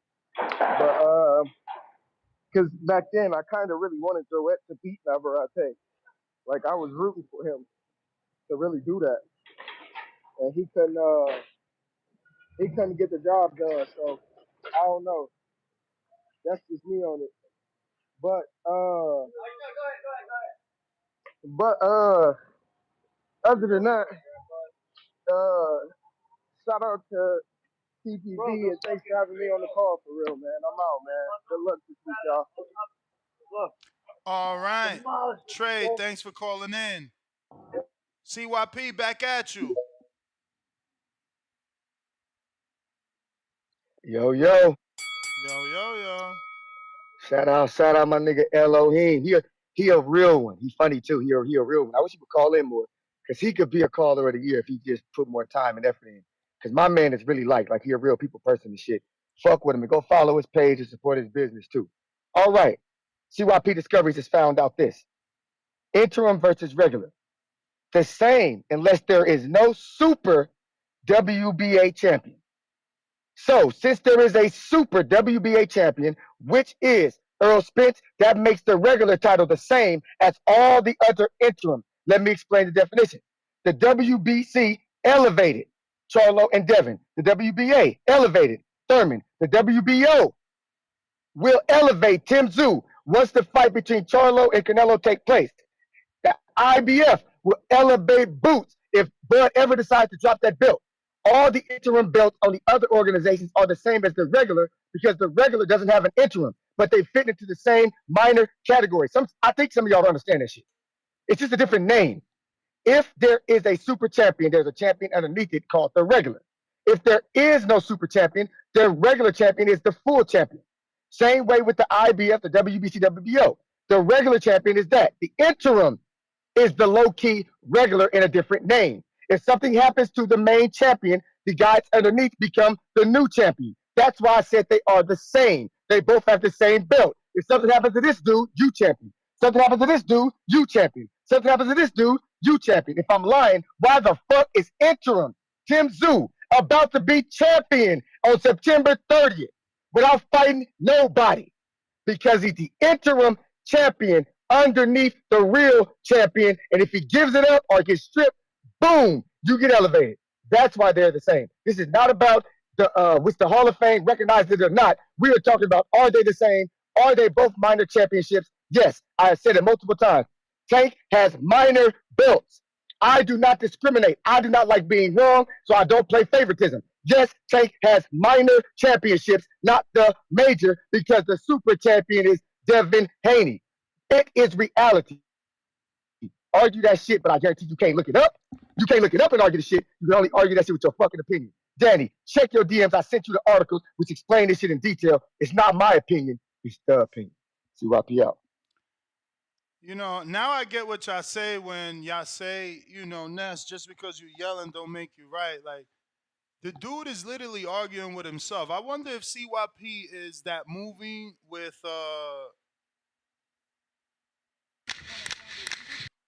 what the fuck is that white man's name? James he came up in Living Color. Y'all know him. Jim Carrey. Me, myself, and I. You know, like, is it like does this dude have like split personalities? Like, he's still arguing the belt, right? No one here is arguing the belt. We're arguing that Crawford will choose Stanionis because Stanionis will always be recognized in the Hall of Fame. He told you the process of interim champions and regular champions, which is true. The regular in Tank will be elevated to super when Devin vacates. An interim champion in Boots will be elevated to the full IBF champion if Crawford vacates. But there are cases where they make them fight someone. That being said, no one's arguing that. He's arguing with himself. We are arguing that Crawford would choose the WBA champion, regardless of name, because the WBA champion, like Avanesian, will be recognized as a champion. If he beats Boots, he's not going to go down as a champion. It was an interim titleist.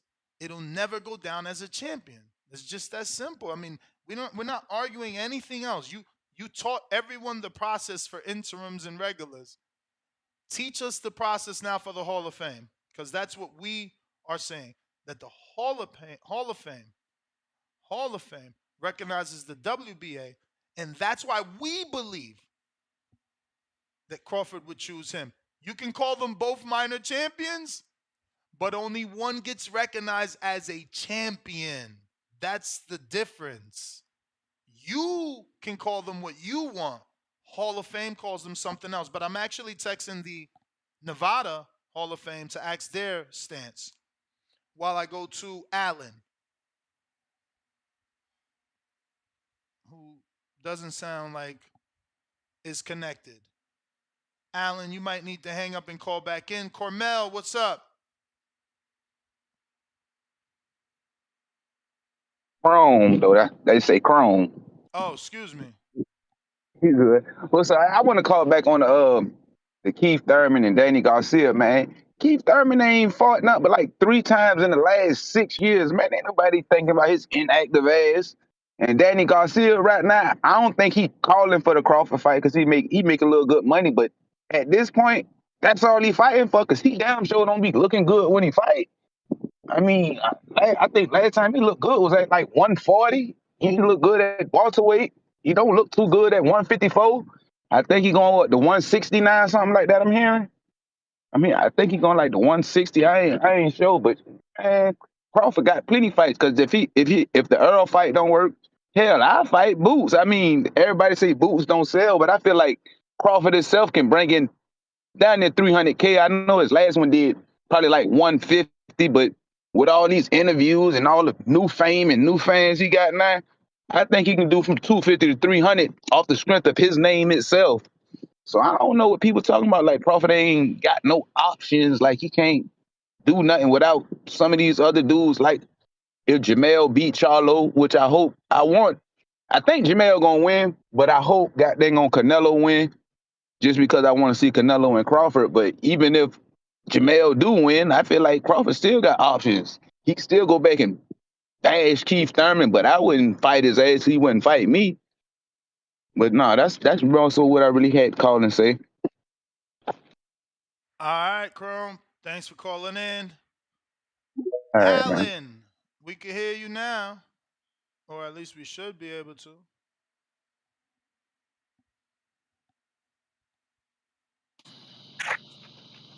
Yo. Hey, TBV, what's up? What's up? What up? What up? What up, man? I don't really got much to say, man. I just want to say, man, where Keith Thurman at, man? He keeps avoiding the interview. Word. That's how I feel. Where he at? Where he at, man? We got money on the table. He said today. He said he could do the day or tomorrow. I ain't even get back to him, man. But let me see. I was on some crazy shit, and I called the gym, and I was like, yo, where Keith at? Where's Keith Thurman? And I hung up. What the fuck? That gym is like 40 minutes away from my crib. Nice. I would be. If y'all want me, shit, I'll pull up over there and Keith Thurman. I'll do the interview for you guys, and I'll send the video to you guys. Let me know, man. Shit, I'll do the drive for you. We need Keith Thurman out here, man. Fight Thurman. Fight Crawford. Anybody, man. That's all I got. All right, champ. Man. Peace. Yeah, I'm actually available today. I don't have no evening interviews, is what it looks like. Today is Thursday. I could get you one. No, because I got to reschedule with Keith. He wasn't able to make it yesterday. Perfect. So yeah, I couldn't get you one. Hopefully he could do something today. I couldn't get you one bigger than Keith. Couldn't do that. Who we got next, champ? Shout out to Hardin, bro. Looks like we have King George, who we never went back to, and a few other callers on the landline. 14255695241. Press 1 time. Number on top of the screen if you happen to miss it. Yep. Discord and Twitter Space is available as well. George, what up? Yo, what's up, fellas? What Yo, up? I got a question though. What's up with the Spence rematch, man? They ain't talking Spence rematch no more. I mean, there was an update 16 hours ago via ESPN that the rematch was officially activated, but that there may be issues. They didn't say. They just insinuated that there may be issues because obviously Crawford is the one that dictates the weight. So Crawford wants to stay at 47. We don't know, but Coppinger, you gotta. Do you think that Crawford maybe is just waiting to see the Canelo Charlo result because that could dictate his future? No, because he's contractually obligated to give Earl the rematch, so it's best to get his rematch out the way so that he can be free. Right. Yeah, I don't understand why people aren't talking about that and never talking about Thurman and Garcia and the Spence rematch is what I want to see. I mean, I don't know why. But I think it's more because of the ass whooping, right? I think it's more the ass whooping was so bad, no one expects. I get that, man. But boxing is the only sport where you can have a bad night and you can take a bad loss and people just give up on you, man. You watch basketball, I watch LeBron lose, get swept in the finals, come back and win the championship multiple times. And I know that's maybe not the best analogy, but I mean, golf even is like an individual sport. Bro, no, all right, perfect. You said golf. No. You said golf. Perfect example, brother. You mean to tell me that Tiger wasn't written off after his surgeries? You mean to tell me Tiger wasn't written off? Exactly, and what happened? So don't tell me that they don't write off people in other sports. Come on, bro. I don't bro, think that. Come on, man. They was dragging Tiger through the mud. They were dragging. He was old and bro. Yo, His but old in surgery, golf, bro. how injuries does and His age is bro. how way does different. age matter in golf? What the fuck? Age? Are you serious? Bro, they Dude, were, I don't watch it. they I were thought dragging. I thought No, golf was old bro. white dudes. After Tiger's surgeries and the time off, bro, everybody wrote him off. They said he was done. They said he wouldn't Going for some win fire. another major. Going for We know that. it's a That's platinum not kind of true. day. I didn't necessarily. I still have faith in Tiger, Bro, regardless let what me you tell you, say. But I don't think. all I just media think outlets that I should be was something that we're following, talking about. yes, all major outlets I was following and watching. Anytime I would watch the Masters and Tiger wasn't there, yes, they were talking about him like he was done, used to be. A has been. That's what they saying I about ain't mean to I don't take your really call. agree with that. But other than that, Go hey, ahead. my next question is the Charlo Canelo fight. Obviously, that doesn't have been getting a lot of hype. I don't feel the hype for sure, but I mean, what makes us think that Charlo could win that fight? I just don't see how he could possibly beat Canelo. Yeah, I mean, look, it is difficult to believe when he's already, suffered a loss and a draw to what I we mean, he had believe tight is fights lesser with men. Tony Harrison. He had a tight fight with his last and second loss, or what's his name? Castano. I just don't see how we expect him to beat Canelo. I mean, that's the beauty of this sport, though, man. It always brings the unexpected. Like Zhang was such an underdog. Joyce was the juggernaut. And Zhang was 40 years old. He wasn't supposed to win. Like, that's why this sport is better than any other sport, bro. Like, look, my man even said in golf you're old. That's crazy. Like, bro, what the fuck? Like, there's so minimal movement in golf. Like, what kind of body you need to play golf? Holy shit. And I'm not trying to minimize it at all. I'm just saying to act like age becomes such a factor in golf, it's insane. But who we got next? Who's that? That is no fucking clue. No fucking clue.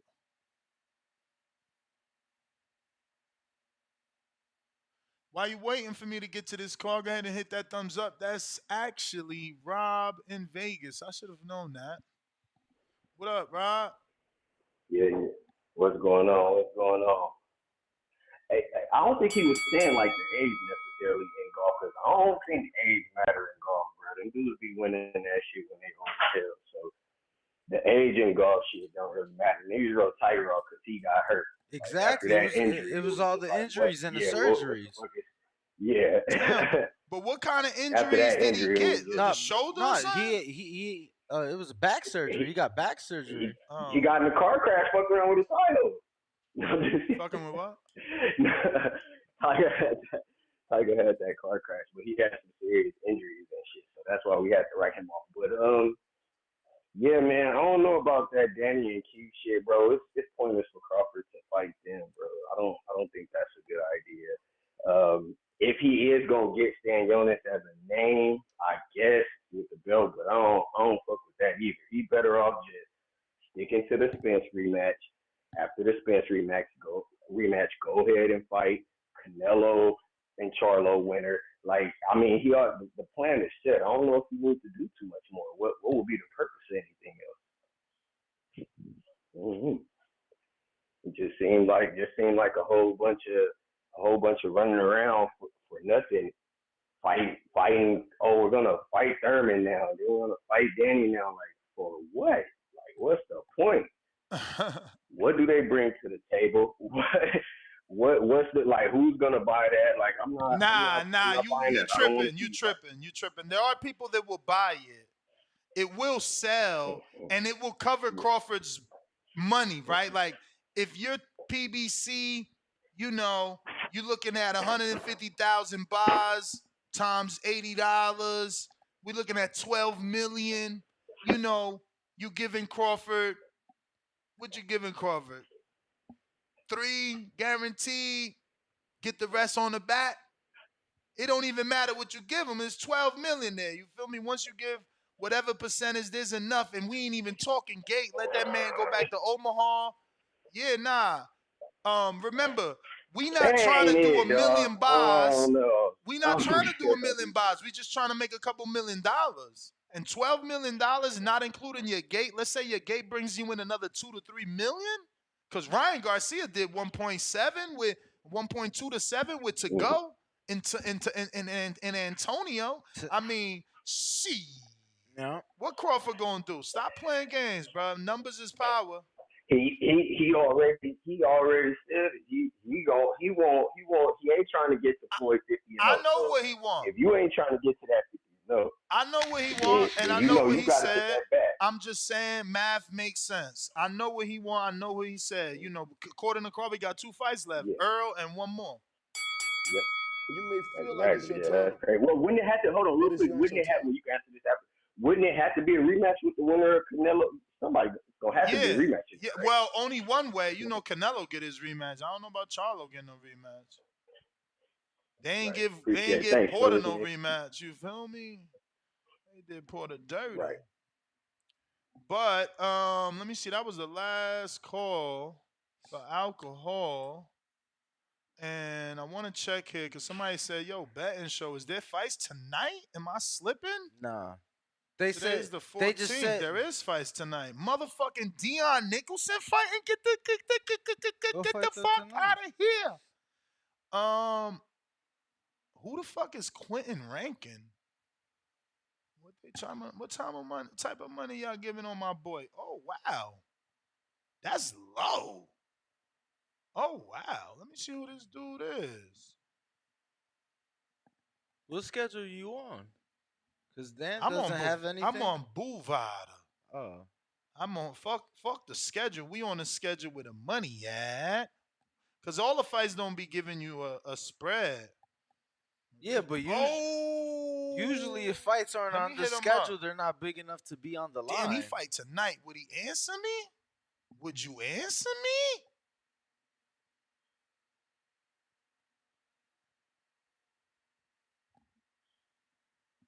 Come on, champ. What way does this fight? Let's see. Keeping it moving. $2 says golf is like baseball, boring as fuck. Bruh. You a hater. Nah, I'm with him on that shit. You a hater. You sucker MCs out here watching golf, man. What's up with y'all? But let me tell you, I spent 2 hours, 2.5 hours of my Saturday proudly watching women's tennis. And that was probably the most exciting sports that I watched. I watched sports for 14 hours this past Saturday. And that tennis match was the most exciting thing of the day, bro. Damn, so this motherfucker active too. He just fought. This motherfucker active too. He just fought, bro. But yeah. Okay. Nah, let me see what else is out here. So we got that. Now we got screen share for the people at least, so because you're just saying this and that, and you know, like, because I don't even know, you know. Well, there's only one fight on the schedule for today, and then the next one's is for tomorrow. So I'll screen share that. But all you got is the Dion Nicholson fight today. Next is 9:15. But there's a lot of fights this week because you got the 16, right? Where that didn't even show up. Yeah, look, Ruben Villa's there. Let me see what this looking like. Who was that? Rob? Who was that? Hayden. What about? Yeah, bro. How was that not a good tennis match? Oh shit! They finally put my boy on, and they got him a crazy favor. Who is that? Who would you mean, Freudis? Yeah, who is Saul? Oh, never mind. I'm thinking of the wrong guy. Disregard. No, I'm thinking of the money we're supposed to make next week. Oh shit! They got this too. This the rematch, yo. This dude beat him. He beat him the last time, DeVaco.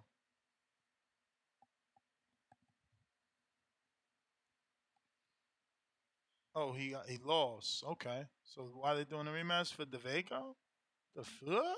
All three judges had a 59-55, so it's not like it was close. It was 5 rounds to 1 on a 6-round fight. Say what?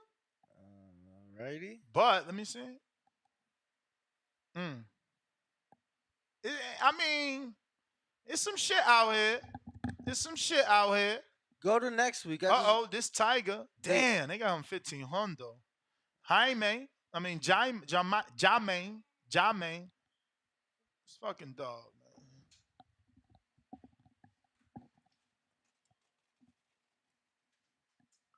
And then Ruben Villa, Xander Zayas. Nah, they got a lot. Erica Cruz, and we certainly gonna do a betting show tomorrow. It's not enough action today to do anything for the 14th. Keep going, keep scrolling down. I'm just curious what it they stops have. on Cepeda. What is this? A Sunday?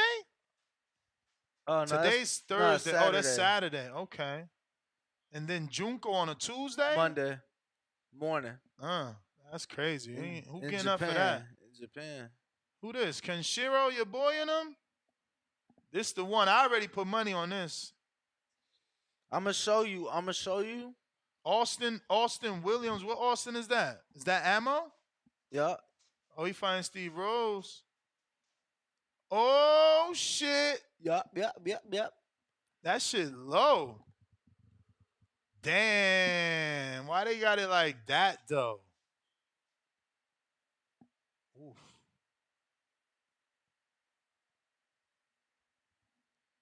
I feel like going all in on that shit right now. Ow! Ow! Yes. Bet and show tomorrow. Nah, when we end the show, I'm gonna show you. Bet and show tomorrow. I'm gonna show you something. I bet you gonna want to put something on it right now. Yo, Nest GTO la Instagram y la Twitter. No vémonos. Oh wait, I got the People's Champ on the line. What up, dog? Bro. Yo, what's going on? Yo, what up? Say the best for last. That's what's up. You know it. How's my Ness? You straight? Shout out to the Packers. I gotta say that all football season. Packers back. I want to put some money on Joet, man. I'm gonna sprinkle a couple dollars on Joet. Just a couple. Third time Just a the couple, charm. man. Third time the charm. You never know. Bro. What's up, brother? I get it. Out of all the title shots, Luis Lopez is the sloppiest. Like, technically, he's not traditional, but, like, he could punch, bro. Hey, but listen, though. I'm telling y'all, if Joet try to get in there and exchange, he going to get murdered. But the motherfucker can box a little bit. I forgot, was it Miguel Mariaga? He fought somebody a few fights ago. And he looked like a defensive wizard in there, man. He looked like he could box. So if he go in there and box a little bit, I mean, $20 ain't bad with the odds they give you. Sprinkle a little 20 on there. He got a shot. He's got a shot. But like I said, if he go in there and try to have a Mexican war, he's gonna get fucking destroyed. So let's hope he go in there and try to box because he got some amateur pedigree. He knows how to box a little bit. But just some news y'all could use. Sprinkle $10, $20 on Joet to pull up the upset. The odds is pretty good for that. Keith Thurman and Danny Garcia. Listen, man, I don't mind Keith Thurman and Danny Garcia fighting Bud, but they have to earn it. We ain't gonna give you shit. And I said we because I'm a bud tender, nigga. We ain't gonna give you shit. Because when we earned our chance to fight y'all, we actually earned it. Because we won a world championship. And y'all ain't want to give us a fight after we earned it. So now, y'all got to earn the chance to fight us. We ain't giving y'all shit. Because y'all ain't got no belts. I mean, Thurman just think he can. It's just like nobody cares at this point. There was a time when Thurman can get on the mic and galvanize the crowd and people would give a fuck. But now nobody cares, Thurman. You like that scene in New Jack City when she was like, I used to be the prom queen, and Chris Rock was like, now you the prom fiend. That's Keith Thurman. You used to be the prom king, champ. Now you just the prom fiend. Like, nobody cares. So if you go out there and earn your shot with the king of the hill, then I wouldn't mind it. I know it's gonna happen. You're gonna get fucking brutally destroyed. So yeah, that's my take on that. Like, if y'all expecting Bud to get them dudes a shot because they was popping like 7 years ago on some Fetty Wap shit, nah, it ain't gonna happen.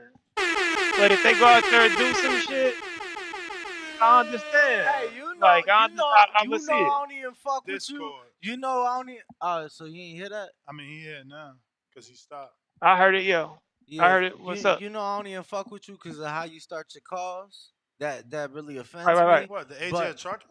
Nah. He know what I'm talking about. But that was funny as fuck. What you that Fetty Wap, yeah, that was fire. I used to play some Fetty Wap. Don't be playing my man's out, man. Exactly, and Like, you also used to drive to see Keith Thurman.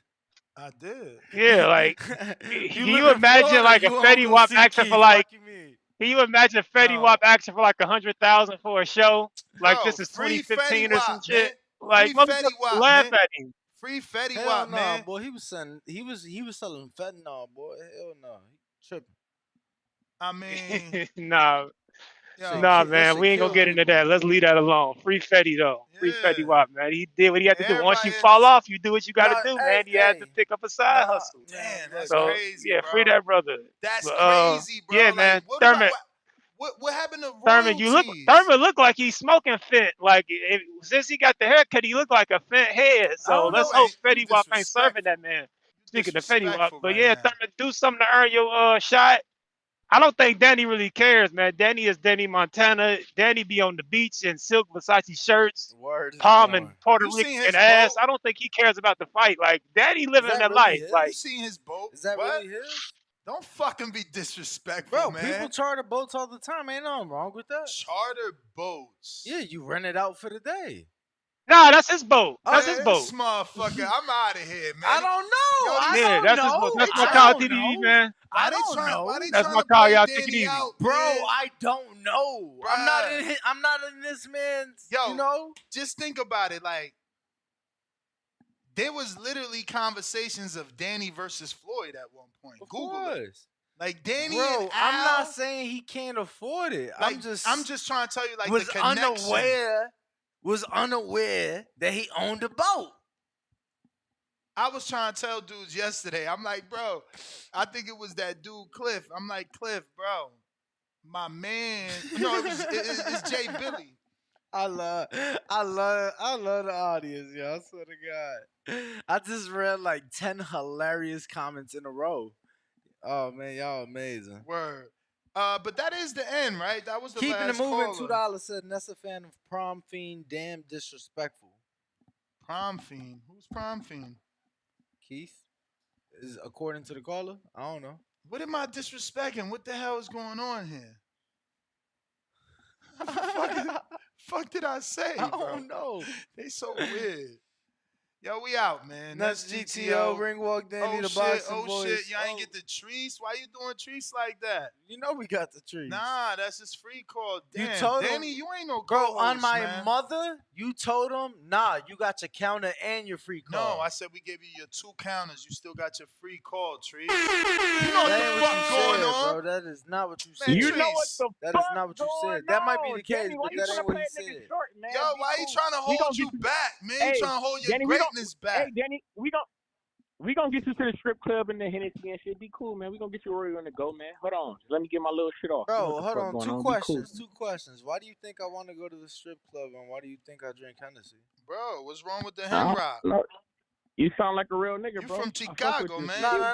If you don't, No. if you sound like what you drink Casamigos, you like to drink Casamigos. Yeah, he drink Casamigos. Hey, let me tell you. He a Casamigos guy. Yeah, these days I'm more of a tequila guy, but I went to a comedy show Saturday, and I had some Henny at the crib, so I got started with Henny, and I just continued my night, off that. And I bet you had a grand night, didn't you? Bro, sensational. Fantastic. Trees. I love to hear it. Sensational. But, hey, y'all know what the fuck going on. Hey, I just wanted to jump on here one time. October 7th, man. Albertville, Glass City Center. We in the city, man. Toledo, Ohio. Y'all know what the fuck going on. Hey, one more question. Hey, I heard Jaime Mongear training with Roy Jones and shit. Hey, I heard Edgar Berlanga. Oh, great. Now he training with Roy and he training Charlo. Now we ain't getting that fight either. Which I heard Jaime with Roy now. I'm just telling you what I had Ronnie heard. Shields on yesterday that confirmed that he the one set up Roy and Charlo, and Charlo's obviously down there and he like what Charlo's doing with Roy. But I heard Jaime looking for Berlanga. What Berlanga doing? And by the way, hold on, before you jump in, Ness, I heard niggas talking about motherfuckers wearing chains, about my nigga wearing a Mod Pies chain. That's some real killer shit. But by the way, Don't Edgar even get him Berlanga was in started, that. please. It was Edgar Berlanga was in that terror squad chain. If we were talking chains and shit, if that means something, but it don't. I'm just saying, motherfuckers was in the, I'm just saying he was in the TS terror squad chain. We know what the terror squad been doing. Shout out Fat Joe. Lean with it, rock with it, and shit. Better get out his way. But I know. Hey, Ness, I know that's your man's. I know. But hey, Jaime, we see you with Roy, man. I hope he don't persuade y'all. I know he been training niggas. I hope he don't persuade all you niggas with that weird ass uppercut and don't be leading with that shit, man. Y'all be cool, man. Just work y'all jab. Y'all know what the fuck going on, man. Ain't it simple? Boxing is work your jab, Jaime. Work some defense, bro. We know you can throw punches. We see you an offensive fighter, bro. Don't hurt nobody. But go get Berlanga if you want him, bro. I hope you get him. But like I said, Albert Bell, October 7th, Toledo, Ohio. Y'all know what the fuck is going on. Be cool. Hey, Danny, I'm going to see you September 30th. I'm in the building for that fight party, man. Let's Hit go, some horns champ. or something for that. Shout out to Let's that go, fight champ. party. What you That's drinking? gonna be fierce. You drinking Henny? You drinking some to kill you? I ain't drinking shit, man. At the party, man, I'm drinking. I ain't gonna hold you. I drink Jameson, bro. I'm a Jameson and ginger ale type of guy, bro. You know how the fuck I'm rocking. Oh, we got a Peter. But, yo, no. Hey, what was dude name off the wire? McNally. Yeah, that's how I discovered what Jameson was, cause that fucking dude. Whoa, don't don't associate me with no motherfucking cops, bro. We don't play them type of games. But TV show. Yeah, we bro, do. chill out. But we Greatest TV show in the history of TV shows. Hey, you right. The Wire was the shit for sure. But hey, we drank Jameson around this motherfucker. Jameson and a little bit of ginger ale. Make sure you got some Jameson on that bar, man. Don't forget about me. Shout out TBV. Shout out Toledo, Ohio, man. Y'all be cool, man. Drink.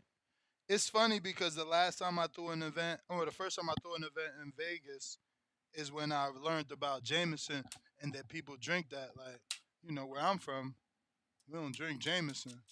So, yeah. It's like a green bottle, right? Absolutely. And what is a that? Green Whiskey? bottle, man. Scotch whiskey. A green bottle. Check for us. This is Scotch whiskey, hey, right? Hey, speaking of green, go pack, go. Danny, we was on y'all last. Fuck you know what the Go fuck to been going on, 470 over there. He next. Bye, Trish. Fuck off our line. Hey, don't be hurt, Danny. Go pack, go, man. Be cool, man.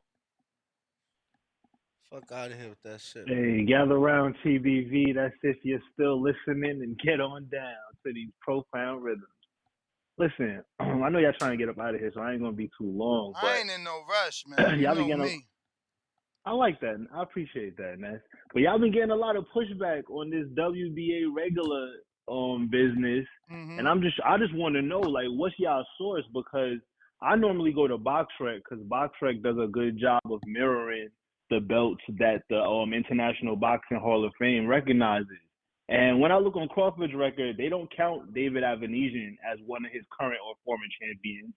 And when I look at the fight he had with Shane Mosley, it was for the WBA regular belt. So what y'all saying, he should be counted. So like, I just want to know, like, where y'all getting that from?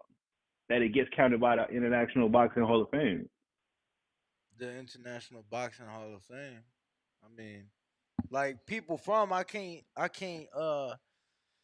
give you exact names, to be quite frank, but yeah, that was something that someone took me to school on, right? And they was like, how you gonna say that? And you know, they broke it down to me. Someone that worked for the Hall of Fame, for the International Boxing Hall of Fame. Now, Okay, because BoxRec, I can't speak on or give you a answer on, but I could definitely try to find out. No, it's cool because BoxRec ain't the end all be all. Like, they even say on their website they're not an official records keeper. They just mirror the official records keeper. So I'm cool on that. If you got an inside source at the International Boxing Hall of Fame and that's what they told you, that's law. But I just called and asked about it. But ain't it on the website? Breadman, it should be on the website though. What they recognize or a champion. It's not though. All we got to go is to the champions. It say what organizations they recognize, but it doesn't say what specific belts from the organization they recognize. When I googled it, that's what I was able to find. Yo, I'm gonna try like I said, to it's hit up cool. my people, see if we could get them on the show. That way we could get some of these questions answered. Because, again, you know, I've had conversations with individuals, you know, and not everything we able to record, but I would love to get Right. somebody on the show from there to get some of these questions answered for sure. But I mean, Danny, that's why you on the show, and I'm just a listener, right? You got the inside sources. If that's what you're telling me, then all right, I'm gonna just go with that. That's why I'm listening to you, big dog. You know what I'm saying? But now the next thing I want to ask you about too is Ness, man. I love Devin Haney, right? But where's this? Where'd you get this information that Devin Haney broke Lomachenko's ribs? Like, where did that come from? Because again, I'm searching on Google for that, and I can't find nothing about Lomachenko having broken ribs. Let me ask you, can you Google right now and find any boxer that has their ribs broken? Yeah. Oh, what yeah? you mean? Yeah, Anytime show me. an injury happens. No. Only time they report an injury is when a fight is canceled because of injury. Only time. Only time they report an injury outside of that. Only time they report an injury outside of that is when the said fighter says he had an injury. But don't tell me a fighter goes to the hospital if they know during a fight. If they know. And again, where okay, you gonna get? So listen, you don't gotta get all tight in your chest. No. Because I want you to understand, bro. It's public knowledge. It's public knowledge that he went to the hospital afterwards. Now, what you ain't gonna know is what he was seen for, and how the hell are we supposed to get documents to prove that his ribs were broken? HIPAA violation.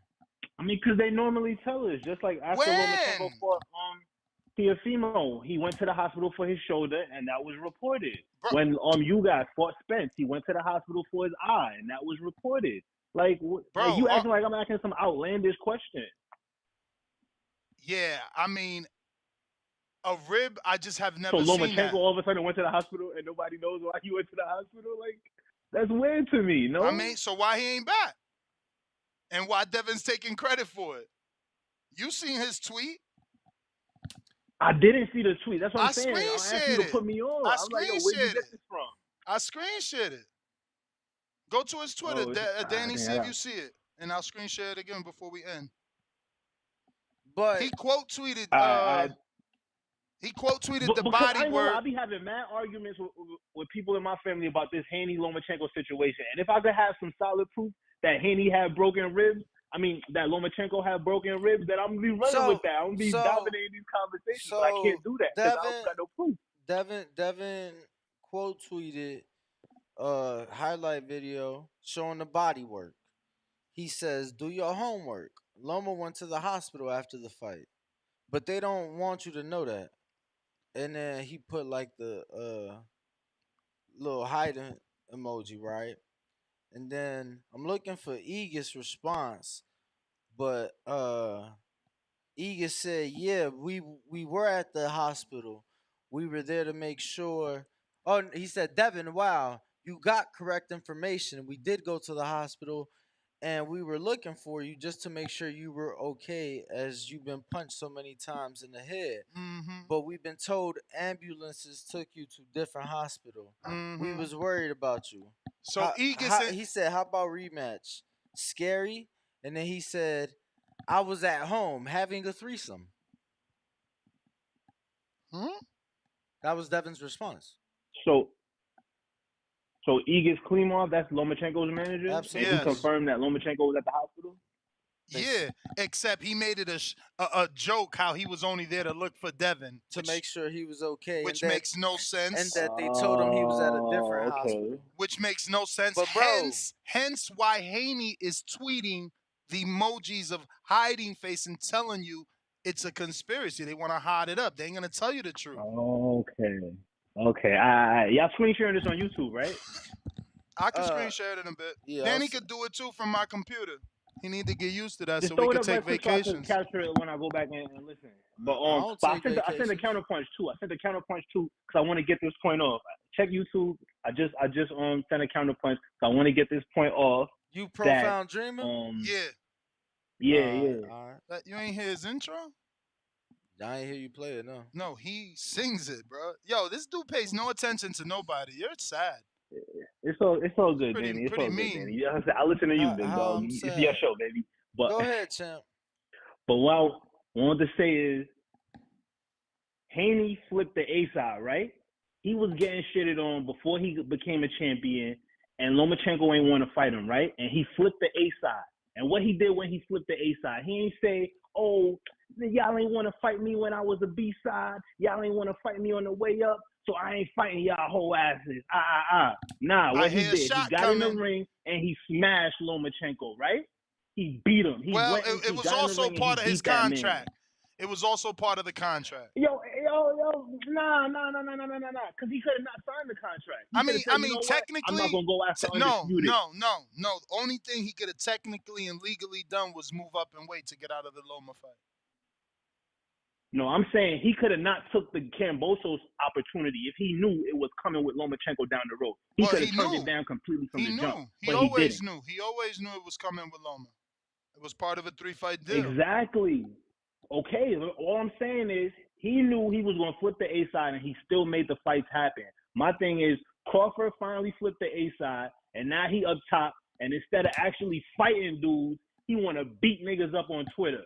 Well, you know what I'm saying? Well, I mean, like I called him before, and I said. But what about the fact that he just want to fry bigger fish, champ? Like right now, he got a rematch he contractually obligated to do. So why he worried about what Thurman and Danny want to do? But Ness, you know I want the rematch. That week or the Crawford or the July 29th beatdown, I called in, I said Spence deserved his rematch because to me, Spence is a Hall of Fame fighter. And that's you what's don't on the beat no Hall table, of Fame though, fighter champ. That's one what's on time. the table. So I want to see the rematch. But that's what's on the table. Spence activated 16 hours ago. ESPN reported again on it. Michael Copper just spoke about it. There are some issues there that haven't been, really spoken in detail about. But like that's what's on the table. The fact that right, I'm cool with that. My thing is the only problem I got with Crawford right now is you talking your way out of fights. You talking yourself into a position where either you will fight a big dog like Canelo or you will have to retire. And I'm not cool with that because I have fun July 29th. And I want to have fun like that again. Yeah, but it don't matter. You can't tell that man when he got to retire and when he can't retire. Like that's all on him. If he only got 2 more fights, that's on him, which is Earl, Canelo Charlo winner. Oh, you don't want to give me that fight? I'm off. Walking off into the sunset. That we gotta be okay with that. We was okay with Ward. I ain't like that Ward quit and retire. I wanted Ward to keep going. So why I can't say that then? So exactly, just like you saying you wasn't okay with Ward, why I can't say I'm not okay with Crawford? I'm saying he gonna do it. He's gonna do saying whatever he was he wanna wrong do. for But feeling I'm that gonna make sure he hear when Profound Dreamer call it on TVV. He gonna hear me say, I don't want to see you go, champ. I want to see you smash all the dudes in your generation who was ducking you, running for cover. I want to see you crack their heads. It is what it is. He not gonna do it. He don't gotta do it. But I'm just gonna this is the voice of the people, right? I'm letting my voice be heard. Like, I mean, let me ask you a serious question. Do you feel that the networks would do it? Do you feel Espinoza wants to financially get in the business of Danny versus Thurman? I mean, Danny versus Crawford and Crawford versus Thurman. Ness, I told y'all this was the last time I called Crawford desperate. I said the networks don't want to pay. They struggling to even find money to pay for the rematch because it's a hard sell. And look at what's happening right now. So no, I don't think the networks is gonna put up the money for. So then, what you want him to Crawford do, versus bro? Thurman. He can only fight who the networks pay for. I know it's nothing he could do. But at the end of the day, I hate to see Crawford talk his way into a position where it's fight Canelo or retire. I'm never gonna be okay with that. I'm never gonna be okay with a nigga flipping the A side and then being okay with just talking shit to niggas on Twitter. I'm never gonna be okay with that. I want to see fights. All right, champ. He say, I don't care how they feel physically. I don't care if they struggling and dying to make the weight. I want to see those fights. You funny, Daddy. My God. All right. That's everybody? Oh, shit. Damn, they lighting up. Majid. They coming through. Shit, Majid, what up? Yo. Yo. Everybody need to like the video, subscribe to Subscribe. the channel, join YouTube members and Patreon for something. I don't know if that last caller was just talking loud and talking amp because no voice is silent. Y'all get an opportunity to call in type shit. But last time a nigga had a rematch clause and they entertained acting like they was gonna fight Anthony Joshua and all that shit. Niggas was in court. You know what I'm saying? About to get sued and shit. So these niggas is telling, and everybody know that a nigga struggling to make 147, but they telling them, fuck the Earl rematch. Fuck what he signed up for. Fight Danny and motherfucking Thurman because they just made some noise. You know what I'm saying? Let the man get through what the fuck he Yes. gotta do. And then I guess Yo, y'all want to protect your favorite fighter. Huh? Danny left the caller on. Go ahead, champ. We I muted him. co-hosts. We gotta I help muted each him. other. Ain't that what you tell me? When you Oh, forget to no. do something? He muted him. Yo, let me screen share this while you talking. Go ahead, champ. Yeah, I ain't even hear what Danny said though, but I'm just on some shit like let Crawford do what the fuck he want to do. Niggas been in the shadow realm for the last 5 years. Now y'all niggas telling this nigga to hurry up and do this, and he still got a rematch. If y'all going hate, man, at least let him fight this second fight, and when he free, then start making some noise. I guess, but that was a weird ass call, last caller. The nigga got a signed rematch, and you already know that. You know what I'm saying? Like, shit, tell them niggas to run a rematch back or something, or fight somebody at 154 and weight. You know what I'm saying? But shit, as of right now, them niggas just talking. That was a dumbass call. But shit, I don't really got nothing to say.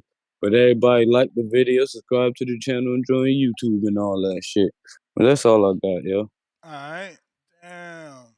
So this is the screen share for proof that it was Devin that insinuated what he insinuated. We're gonna go ahead and take it off screen before we get flag. We going to A-side stainless. What up?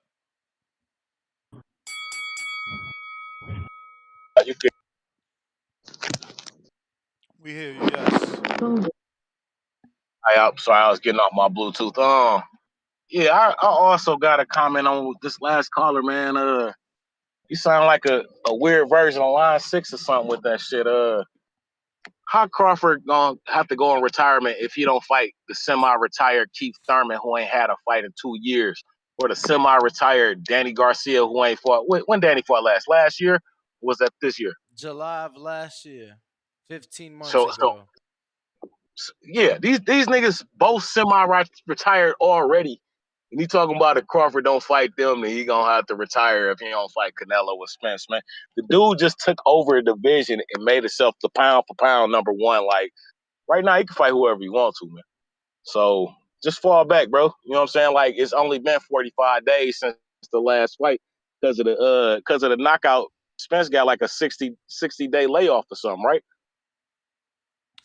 Yeah, but he Like, already applied. He already applied for the license here. Al yeah, Dawson on Twitter reported yeah, it. but but when you knocked out, you still gotta wait 60 Yes, days. yes, You know what I'm saying? yes, For you can yes, fight again. So yes, yes. I mean, But my man already. I'm just saying, Crawford already got something going on. You know what I'm saying? Like you could talk all the shit to the side you want, especially if you know you contractually obligated to fight somebody else anyway, and y'all under the same banner. Now, I can say that I'm not really interested in the rematch, so I can get why maybe the powers that be at Showtime would say maybe Keith or Danny should throw their hat in the ring, but I don't think that somebody should be talking about Crawford retiring for some shit like that. But yo, I'm finna get on the road. So as always say, please make sure you push that thumbs up, share this and every episode of the Boxing Voice podcast. And if you on Twitter, retweet. You know what I'm saying? This is TBV for life. And if you ain't on Patreon, it's because you stupid. Shout out to El Camino. Peace. Peace. damn, bro. What up? I want to make that bet, man. Yeah, Look, I got a a little killer. nervous. No, I got a killer bet for you the moment we end the show. You A just little gotta nervous, wait. man. Just wait. A little I got a nervous. killer bet for you. Is that everybody? Nah, hell no, bro. That's just the beginning of the beginning. You know what I'm saying? I got right here. You went to that was profound, but I think he sent the counter, right? And we got to it. Okay. And then let's just double check here. Keep it moving. Golf is like baseball. Born as Freddie said that. You read Jerv? Loco, when's the next raffle? Shout out TBB. Well, I don't know if you're. You may feel like it's your time, but it's not your time. I don't know if you're a Jerv, the other Jerv that won the WBC stuff, but if you're that Jerv, you also won the Viper bag. Oh, okay. That we ain't even shipped to you yet. It's pretty big. I got to get that out to you. So shout out to you if that's you. If not, the next raffle we'll start it right now. It's gonna be the Crunk tank top. Let's do it. Let's get rid of it. This is a double X. This one is double X. So we'll go with the double X first. Only you big double X guys, unless you just want to put it in the frame, like, because it is discontinued. These are authenticies, one-offies directly from the Crunk Gym. We got a counterpunch from Profound Dreamer. How much is the Crunk shirt raffle gonna be, Ness? $5. $5 to enter the raffle. And when you send hey, your $5, you gather gotta around specify TVV. it's That's for if the you're Crunk still raffle. listening and get on down with these profound rhythms. Listen, man. I appreciate the other dudes who called in and said I'm a dumbass or that was a dumbass call. It's all good. I understand when you ain't able to listen and get the full context of what was said. So, like, sometimes things could sound crazy. But what happened was me and Ness had a conversation the other night on the show, and we came to the conclusion that Crawford shooting at Canelo is just as crazy as Andre Ward sending shots at Anthony Joshua right before his retirement. So for for Andre Ward, it was Kovalev, and after Kovalev, his saga was over. It was Anthony Joshua. I'm gonna shoot up there, and if that don't happen, I'm done. And that's how his career finished off, right? I'm not crazy, right? I'm not saying anything off track, right? So Crawford is putting himself in the same situation. Like I said, I admit it. Thurman and Danny Garcia are not fights that I think a network is going to put money up for. But me as a boxing fan, I would love it. I would love to see Crawford smash all the dudes who was talking crazy during his generation. I know it's a lot to ask for, but as a fight fan, I don't want to protect my favorite fighter. I don't want to see my favorite fighter beat one guy, conquer the hill, and say, listen, I'm the king. No, I want to see him fight people. So as long as he's around, until Crawford tells us he's retired, Profound Dreamer is going to want to see him in fights. That's it. That's the point. I want to see Crawford have as many opportunities to whoop ass like he did on July 29th, because I will continue to buy those pay-per-views.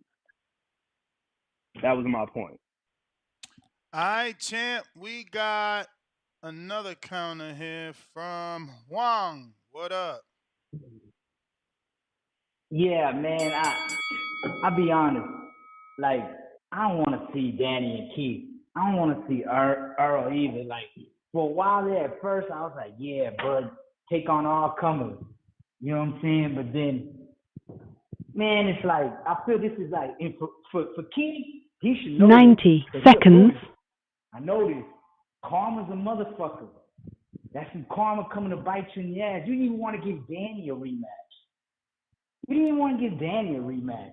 And so it's like, well, you want us to watch Bud fight Danny at 154, whose last fight was with Bud's fucking leftovers, the scraps that fell off his plate, Benavides? You know what I'm saying? It's like, these are the fights. I mean, inactive Thurman. 60 you know seconds. What? If Bud loses to Canelo or Charlo, I'd rather watch those fights. You know, I respect, you know what? And it's like, I hated Canelo for a long time. But when he does stuff like Fight Before, it's like, damn, bitch, I gotta respect you. You know what I'm saying? It's like you went up there and you tried that. And you gave a valiant effort. You couldn't beat the dude. He's younger, he's bigger. You went out your weight class, but you know what? You gave a valiant effort. You know what I'm saying? So it's like, don't waste our time. Bud is in the big time now. Give him the big fights. Don't give us no bullshit scrap fights. I don't want no. Don't go 147 stand Jones. Man, vacate them fucking belts. Fuck them belts. You know what I mean? That's just, yeah. This is what Keith get, man. This is what Keith get. 10 seconds. Karma, baby. You know about it better than anybody. That's what you get. That's all I got, man. All right. That was Huang in Houston. We Shout got. out, champ. We got. Let me see something here. Did Tree send another? Or is he just.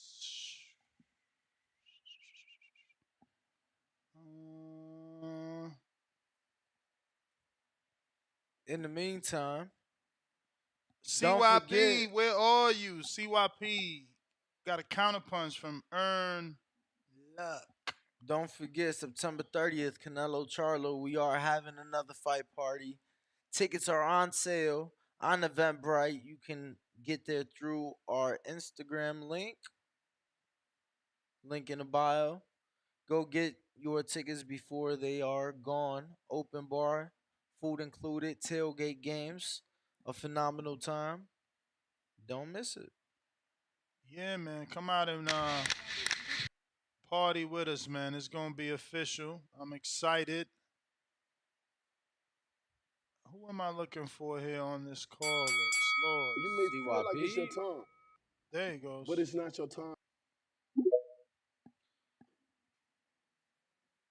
Hey, yo. Yo. Yo, y'all hear me? We hear you. Shit getting sticky. Shit getting sticky. You know, CYP Discovery was cut short just now. Thank you for the counterpunch. But I'm looking at this WBA regular shit. It ain't even been around that long, right? The regular and the super champion, they ain't been around that long. It's like since 2000. So this Hall of Fame recognizes this shit. Ain't nobody who was 3-time regular champion in the Hall of Fame. There's nobody like that there. There's no regular champions in the Hall of Fame. You had to get elevated. You have I have not found one yet. I have not got down all the weight classes yet. But I'm trying to figure this shit out. Like, when the fuck is Povetkin going to the Hall of Fame? When is Manuel Char going to the Hall of Fame? When is Daniel Dubois going to the Hall of Fame? What the fuck? Like, no, they're not. Most of the champions that are in the Hall of Fame, that they have won other belts, but their regular also gets acknowledged. You know, everything they do gets acknowledged.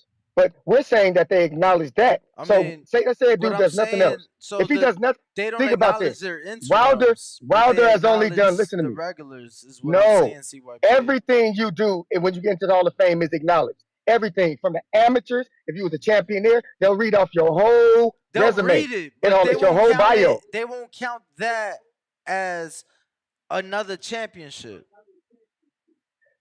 When have they count? Name the dude they counted it for in the Hall of Fame. Because I'm looking at these dudes now. Who are they? So listen. So you know that the WBA Super is the new thing, not the regular, right? You know that the regular is the original champion. Yes. Okay. Yes. So you know that I believe. So again, I'm gonna Google it, but I want to say Super started with Floyd, right? No, Super started with Lennox Lewis. Okay, I thought it started with when Lennox Floyd. Lewis didn't want to fight. When he didn't want to fight as mandatory, so they stripped him. And then because it was supposed to be so the WBA regular champion, he could be unified. But listen to what I'm saying, so y'all can go after this. Elohim, I'll tell you. I said this. You're asking the same questions. I'll get one of the people. The WBA Super.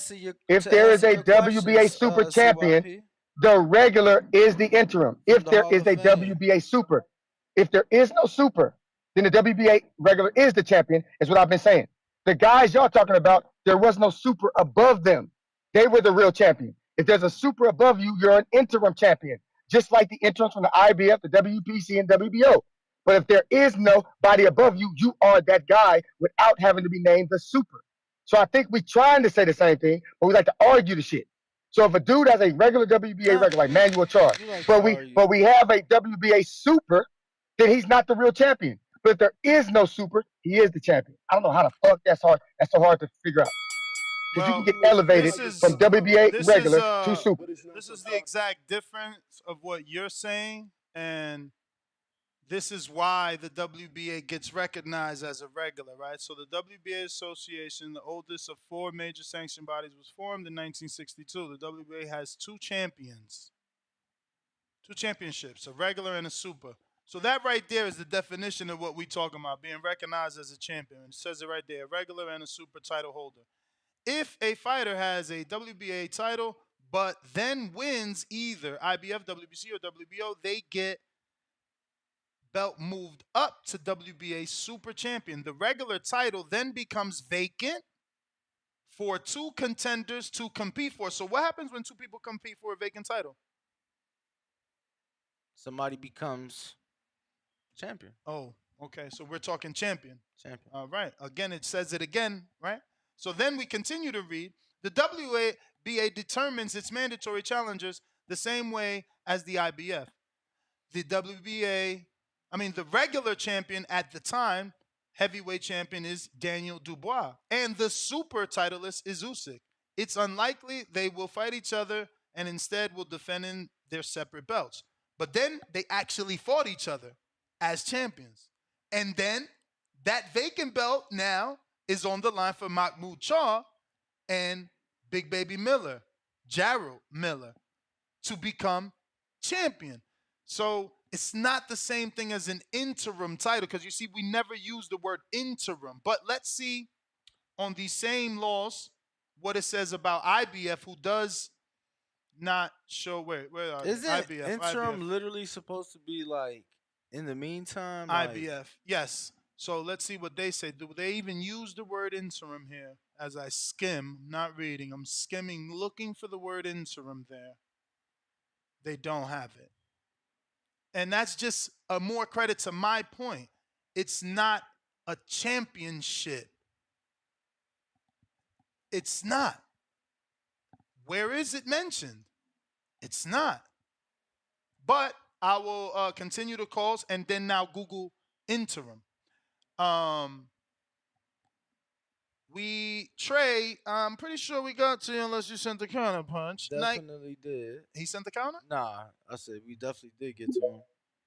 Nike Hendricks. He might have sent a cash app to you. I will check. Nike Hendricks, what up? Shouts out to the boxing voice, man. Shouts out to Ness, Danny, the whole team. I got a question. So when Dubois fought Usyk, they didn't like consolidate the belt? Hell no. That was supposedly the plan. They keep saying that for years, bro. They've been saying that shit since Daniel Jacobs versus since Adrian, what's his name? Jason Sosa fought Vasil instead of Jezreel or some shit, bro, or Fortuna instead of Jezreel. And Daniel Jacobs fought Gennady. Those belts are still there. Laura still got it. Like, them shit still exist. Like, it's a lie, bro. That is crazy, because I thought, didn't they consolidate one of them, though? Some did. Some divisions. But if you making money out of division, you ain't consolidating and shit. Then you can consolidate it just to allow it a year later. You get what I'm saying? So, according to the Nevada Boxing Hall of Fame, if they didn't win the belt and they're only an interim, they can get inducted. They will be considered inductees. Other than that, we recognize them for their accolades they achieved throughout their career. But initially, the question was, I said, Nevada Hall of Fame recognize interim titles as champions. He said, we recognize everyone. We don't have to. You don't have to have been a world champion to be inducted into the Nevada Boxing Hall of Fame. We consider the history and impact a person made here in Vegas in the sport of boxing.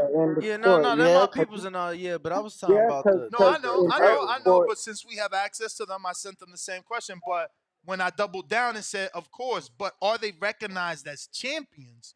Then he said, no, they're recognized as inductees.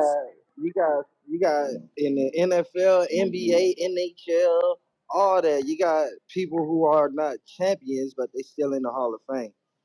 Like Charles Barkley, he was a hell of a player, never won a championship, but he's in the Hall of Fame in the NBA. So that's why I'm like, I don't kind of get CYP argument right there. I Like, mean, I don't shit. know. Rocky's in the Hall of Fame. And he never boxed. That's what I'm saying. That was a fucking movie. So I don't know. I guess like Ned said, the impact they had on the sport. Cause with Rocky made people want to go out and get in the gym and start fucking fighting when Rocky first came out. So yeah, man. I just say like Ned said, man, if you impact the sport so good that you should be at least inducted. But it's not your time.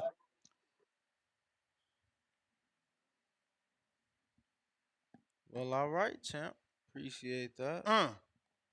Damn. I wonder. I CYP. wonder if CYP is gonna take this. Well, he just counterpunched. But right here, simple Google search. What's the difference between the interim belt and the real belt? And then in bold, I'm not even highlighting that, as you can see. That's not me. This is my highlight. They highlighted. Google highlights it for you. That ain't even me.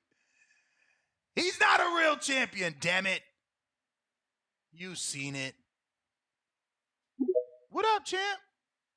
What source is that though? God, my God, let me cook without all the bullshit. Every division does not have a super champion, but every division does formally have a four belt organization. WBA, WBC, IBF, and WBO. They all got them, right? So if there is no super champion, whoever holds that WBA regular belt is the champion. That belt right there can help you be unified. It can help you be undisputed. If CYP is wrong, why did they finally crown Canelo a four division champion after he beat Kovalev and not Rocky Fielding? Can somebody tell me why? Rocky Fielding had a regular belt. What the fuck? I thought that that's the real belt. So why doesn't that go on his Hall of Fame resume? Why didn't that go on his bio? It only did it to hype the fight. Because remember, promoters can write whatever the fuck they want on a headline. They can write the best fighter of all time. They can even say you only have one loss when you got two. They can say you don't have no losses like they did for Loma. It's up to them because they own the network. They can do what they want. They bought the space. But in reality, on that bio, why did my man have to beat Kovalev to finally get the four recognition? Instead, and why not Rocky Fielding? Because that regular belt is a minor title if there is a super champion. There was a super champion when he beat Rocky Fielding, so that's the minor title. It wasn't the major. I don't know why we're playing these games. Every division does not have a super champion. So yes, the regular is a real champion, but it's not the real champion when there is a guy above him. That's how it works. So But Tank's not a real champion? I don't get it. So Tank's not a No, he's how many times? No, man. how many You're times you gonna ask me crazy. that fucking question? You're crazy, bro. Why do y'all keep asking me that? I'm the biggest Tank fan on here, and I'm telling you the truth. I do not do that. I like to be right more than I like to be a fan, homie. That belt is secondary when there is a super champion. It's simple. You can get elevated from WBA regular to the full champion without fighting. We not Just like saying they. IBF, you can We get not elevated. saying they the champion, but he a champion. Yeah, you tripping. Yes, you are a champion. And nobody said that, but you're a minor champion. You're not the champion. That's what I'm saying. Quit trying to make it seem like Sedonius is the Bro, champion. you are. What you mean is? No, you are the champion. He's secondary. He's secondary What you champion. need to do is Google each sanctioning body's I bylaw. already have. Listen to the He's question. secondary, man. Listen. He is Oh my goodness. not. He is not. He's secondary. The WBA regular is a secondary belt. Brother, let me speak. Oh my God. Let me speak so you Go can ahead, man. learn something. The WBA is the Learn from only. you. All right, I ain't gonna say nothing. Go ahead. Good. I ain't learning from you. I've already studied this shit. That's the reason why you need that mute button and that timer, because you can't beat me in this. I've already studied this long ago. There are major titles and minor titles. There's a definition. Look it up. Major versus minor. The WBA regular is a minor title. But it's not your time. WBA regular is the only belt out of all sanctioning bodies that does the mandatory. How could you say Tank ain't the champ when he does the mandatory? Devin don't got a mandatory. As a WBA super champ, he don't got a mandatory. You know what I'm saying? Like, why do you think Bill comes on here and says, well, Tank can activate, Tank can call? You know what I'm Well, saying? you saying out of the WBA, they the ones that make the mandatory. WBC don't got a mandatory. Like, they don't have a regular. WBC don't have a regular. So let's move on to the next. IBF, I mean, there's a mandatory challenger. No. And the only one that fights the mandatory is Tank, the regular champion. The super doesn't have mandatories. Yeah, in the WBA. Yes. Yeah, but that's why we're only defending the WBA regular champion Champ, as a real champion. Champ, just hear me. What came out of your mouth, you said the WBA is the only sanctioning body that has a mandatory. For the regular champion. And not for the super champion. Bro, were they the only ones with a regular champion and a super champion? For instance, just the way you said it, that's why I wanted to clarify, bro. That's all. For instance, franchise title came out, and as much as Mauricio said it's nothing like the super, it was exactly like the super. If you get granted franchise status, you no longer have to fight Jamal Charlo, Canelo. You're the super. Now Jamal has to defend the belt versus the contenders and the mandatory challengers. And then they abolished that belt. But the only one that still exists is the WBA Super under those same rules. Devin don't got a WBA mandatory unless Tank calls Gilberto, and that they're gonna do it because there's money there. But like, it don't be happening. Like, the managers gotta petition to have the two consolidate. Like, again, Dubois and Usyk. You read the article. They don't normally fight. Look how long it took. You know? I'm just saying, you don't see the IBF have a regular. They only have an interim. And like CYP stated, he's not the champion while Crawford's the champion. But unlike Stanionis, who had a mandatory, his name was Virgil, there was a purse bid. Oh, that's right. Earl wasn't in a purse bid. Earl didn't have to make the mandatory defense because Earl was the super champion winning the super belt from Ugas. But again, you I don't want to learn nothing from you. Shut your dumb ass up then. Gotta go, though. We're going to get to someone else because that's the way that it goes. Yo, did you see MGM's been hacked for like 3-4 days Yeah, now? I seen that. Crazy. Cyber crimes. Then they revealed that Caesars a couple months back paid $30 million to a hacker to prevent what MGM is going through. Because that's all they're looking for is money. Georgie, Boston. Hey, yo, what's happening, people? Shout out to the best in the business, TVB, rocking with the best, baby. Beautiful thing. Yo, what the fuck is this show all about? All this weekend's fights and anything you want to talk about. Man, cause this shit became like let's man, you always say I'm negative, but I'm gonna tell you anyway, Nez. These motherfuckers make these rules. You guys obliged by it. Then they switch the rules on you. Then you guys fucking try to make sense of it and start picketing and fighting between each other. And at the end of the day, this fucking mafia making all these rules to fuck you anyway. So when the Galactic title comes along, you're going to defend that shit too. Whoa, he got two of this, and that means that, and that means no. What it means that we never defended the franchise title, so I don't know what you're talking about. So maybe you should be specific. I'm talking about any.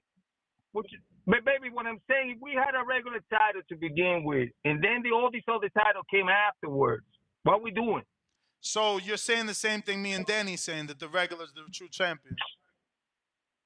That's what I'm saying.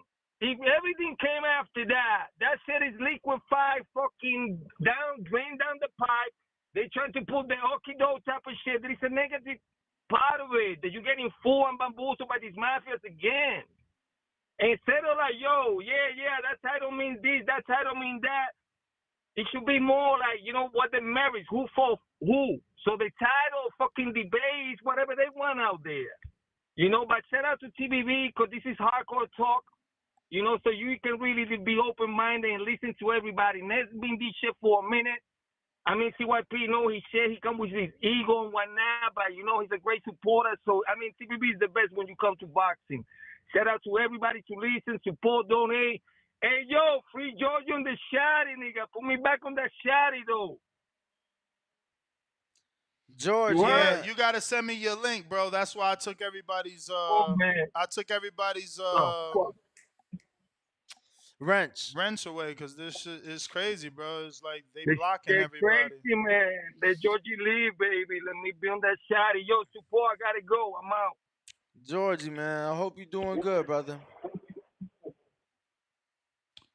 All right, Trees, counter.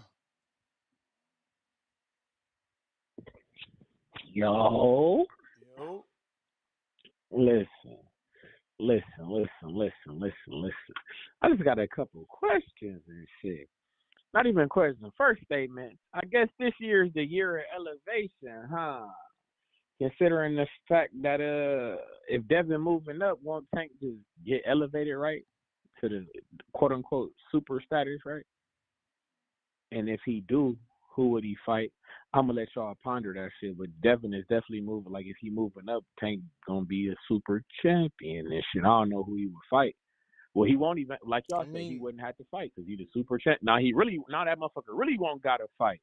Woo, that's wicked as fuck. He not fighting nobody we want to see now. Imagine when that motherfucker becomes super champion. But that's neither here nor there. I mean, and then I was just wondering. I feel like Tank. I feel like Tank is always gonna fight whoever he wants. Mm-hmm. I mean, he told you in an interview, right, bro? And I was thinking to that, bro. That was 2 years before he made. No, I'm lying. That was a year before he made his pay-per-view debut, and a year before he ever fought on pay-per-view. I ain't gonna. Whoa. He don't got the power, bro. The fans got the power. Niggas gonna get tired of seeing dumb shit now. So I ain't gonna hold you. Have bro. they got tired? We're fans, but we're not fanatics. I would like to think that motherfuckers around here is not dumb. Treese, you talking about the boxing fans though, brother? You're not talking for the casuals. So you're not speaking for the majority. I'm speaking to the universe. Even the casuals gonna want to see a motherfucker be like, damn, how come he not being challenged? It's like bullfighting. When you watch a matador, you be like, the challenge is like the bull he's bigger, it's stronger, it's faster than the matador. It might have a chance at swiping it or swiping him. You feel me? It's like Tank not even fighting big bulls. Like, damn, nigga, you fighting. You lost me there, champ. Yeah, I'm not disagreeing. I'm not disagreeing with you. I'm just saying that, I don't. We consider Tank a like. Hold on, I'm gonna view it like this. Tank a matador. He fought Rolly. Think of a matador. He fought Rolly, right? Rolly was a big bull. He was talking that shit in the press conference. We all thought that maybe Rolly, he's bigger, he's stronger, maybe he can knock him out. But motherfuckers knew better. You feel me? And then when Rolly came in like the bull, don't. I'm sorry. And then when Rolly came in like the bull he was, he said Tank matadored his ass and he knocked him out. Yeah. Again, brother. Yeah, you lost me there. Who's the big bull that Tank is gonna be able to matador now that we want to see? We done seen him fight a Rolly. We nobody want to see an Isaac Cruz. Champ, nobody want to see if he not when fighting. You saying nobody, you might be speaking for the boxing hardcores. You're not speaking to his audience, which is the casuals. Like, yeah, obviously a bunch of hardcores fuck with him, but bro. He's selling. Let me get this off real quick. Let me get this last thing off real quick. Hold on. I'm talking the year of elevation. With that Mendoza and Tim Zoo shit, with the year of elevation, you feel me? Ain't Charlo gonna be letting them belts go too? So wouldn't the year of elevation make that motherfucker unification fight? Y'all don't say that meant that Charlo ain't let him go and shit and like this, but what the fuck is the WBC silver belt? Ain't that like a super belt for the ain't that like a regular belt for the WBC? What is the WBC silver? What is that shit? I ain't seen the silver in That's a not minute. Go ahead. I text Gilberto, man. We'll see. Does he get back to me in time, or does this show end? And yeah, man, that's the best we can do.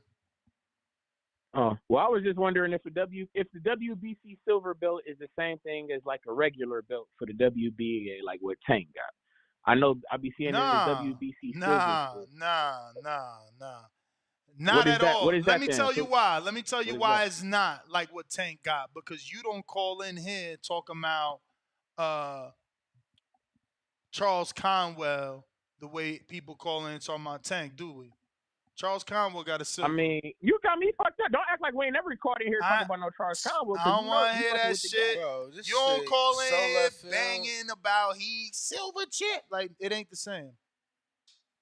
I mean, I'm just saying we not getting our shot though. So I'm just saying Tank said he like you said he gets to pick his fights. Charles Conwell don't get that luxury, my nigga. That's all I'm saying. But So again, because it's not the same belt. Because it's not the same no, fuck the belt. belt. And you know why they don't get that luxury? Because Tank sells to the casuals. Okay, so when you speak for the boxing hardcore. So Tank gonna continue to do whatever he wants. Come on, bro. Let's stop being delusional. But it's not your time. Spider-Rico.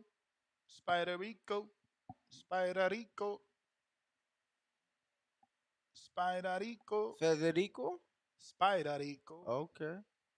Spider-Rico. Hello. Spider-Rico. All right, it's over then. Oh, who that? Who that? Spider. Hey, God, what up? Please have good service. Nah, it's Esteban from Oregon with love. Can y'all hear me though? Of course. Yeah, big trouble. God muscles. Got it off the hustle. Made from the struggle. Everything I got cost me a lot. Everything I got cost me a lot. Got to fight for it. Can't stop fighting, y'all. Stay with your shadow boxing. Stay working on your combinations. That's what it's about. You gotta visualize, materialize, manifest. Everybody, I'm just calling in to tell y'all I'm back in the land. They lock their doors and they roll their windows up when they see me. Remember, we is me. You flip the W upside down, we is me. We're together all the time. I'm gone. Esteban. Oh, shit, he said his tagline before. Esteban said it. Oh, wow. That's another one said with love. Salute, Esteban. You getting a fan base, baby. Nah, I'm telling you, man. He the gonna one? get some nominations He for the Caller one. of the Year. Who this? This motherfucking Stay Wavy. You, Mr. Danny, how I'm sounding, man. Straight. In the great words of Ice Cube, if you a scared motherfucker, go to church. You know what I'm saying? Mm-hmm.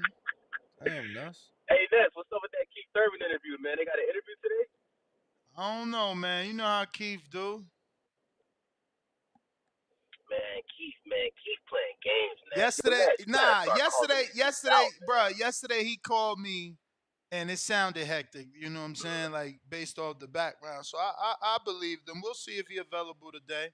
I didn't lock it in though. You feel me? I just went on with my day. So I'm gonna just send him a spontaneous text later, like, yo, we still good? Yeah, Nez, if we don't get that interview by 7 o'clock, man, for the second show, I'm gonna just call in tomorrow and just straight up roast it. I'm gonna just roast Keith Thurman, bro. I'm coming with hairline jokes and all that, bro. You know what I'm saying? Because you can't keep ducking the boxing voice, man. It's the biggest boxing channel on YouTube, bro. How you gonna duck the number one boxing show with Nestor Gibbs and Ring Walk Danny? You know what I'm saying? Word. Come on, man. You ain't lied. You ain't fucking lied, man. I be telling us he don't fuck with him for real. With who? Oh, you're right, Dan. I'm saying Keith don't fuck with you for real. I mean, you know, I mean, cause look, it's hard for you to think, like, it's hard for somebody not to be mad, cause I tell the truth. So it's like, damn, Ness, did you really have to say I shouldn't have cut my hair? Like, did you really have to say I only fought once in 4 years? Like, you feel me? So it's shit like that. Did you really have to say I got domesticated? That probably hurt too. Just never know. Yo, Nez, next time you try to keep on the phone, be like, don't cut me, son. Don't cut me, son. Nah, I got that shit as a sound, but I mean, he know. Listen, he go on all them other channels because he know it's easy over there, man. It's easy. It's totally different. Like over here, we gonna be like, Keith, man, where the fuck is this? Better not duck me, son. You better not duck me, son. He know I'm gonna get biblical with his ass. Like, Keith, what's up? Why you on some Solomon shit right now? And shit. He still got that energy. Is it Solomon? You ain't see him on the flight. Is it Solomon? Who lost it? Samson? Was it Samson that lost his strength with the when they cut his hair? What are you talking about? And yo, Samson Lewikowicz? If you biblical, bro. You talking about the Bible? I'm thinking you talking boxing. Oh my! How weird is it? Is boxing, Joe? Listen, how weird you is that? You asking me? I'm thinking you heard me. I said Samson Lewikowicz. No, I hear you. But look, how weird is it that scripture in the verse is a man that has so much power, right? He could destroy armies, solo dolo, Scarface, no Manolo. So fictional shit. Then no, man, it's biblical, man. It's like David and Goliath. This shit, this is as real as your faith. But anyway, then he finds a shorty. It's always over a fucking shorty. Finds a shorty. She wasn't really feeling him. She set him up. They cut his hair because they found out the secrets that his power comes from his fucking hair. So they cut his shit. So think about it in retrospect. Danny is lost, but I'm bringing him to it. Thinking about it in retrospect. Keith wins the biggest fight of his life, goes on this fucking bon voyage across the world, goes to see Kell Brook fight in the UK. From there, ends up in Nepal, meets this woman. And now this version of Keith was born. Same like the Bible. Same. Oh, facts, man. Talk your shit, man. No, you're right, man. Keith Thurman, man. Hey, champ, you might as well just say what you gonna say now. He definitely ain't coming on that. What? I'm gonna say that to Keith. Hey. Say that to Keith, bro. It's 4 years, one fight. Come on the show, man. We coming with the smoke, man. We coming with the smoke, Keith's man. spiritual. So Keith don't want that smoke. Is he? What? Man, you don't know about Keith. Keith a philosopher. He a who? Philosopher. What's that? It's that shit they got in the halal stores. Falafel. What's that? What's the bread they selling there? Isn't it?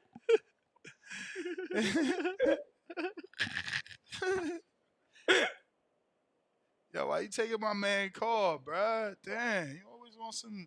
Stay wavy. You good? We done? All right. CYP. Oh, yeah, I'm chilling, man. I'm at work, man. I ain't really got too much to say, man. You know, salute to the Boxing Boys. Subscribe, thumbs up. #1 boxing channel on YouTube. Keith Thurman, no dummy, son. Come on the show, man. Stop being scared, man. Stop being light skinned, man. Stop acting like a light skinned nigga, man. Just come on the show, man, and just be a real one, bro. Be a real nigga, man. You know what I'm saying? He said the type of person to collect crystals.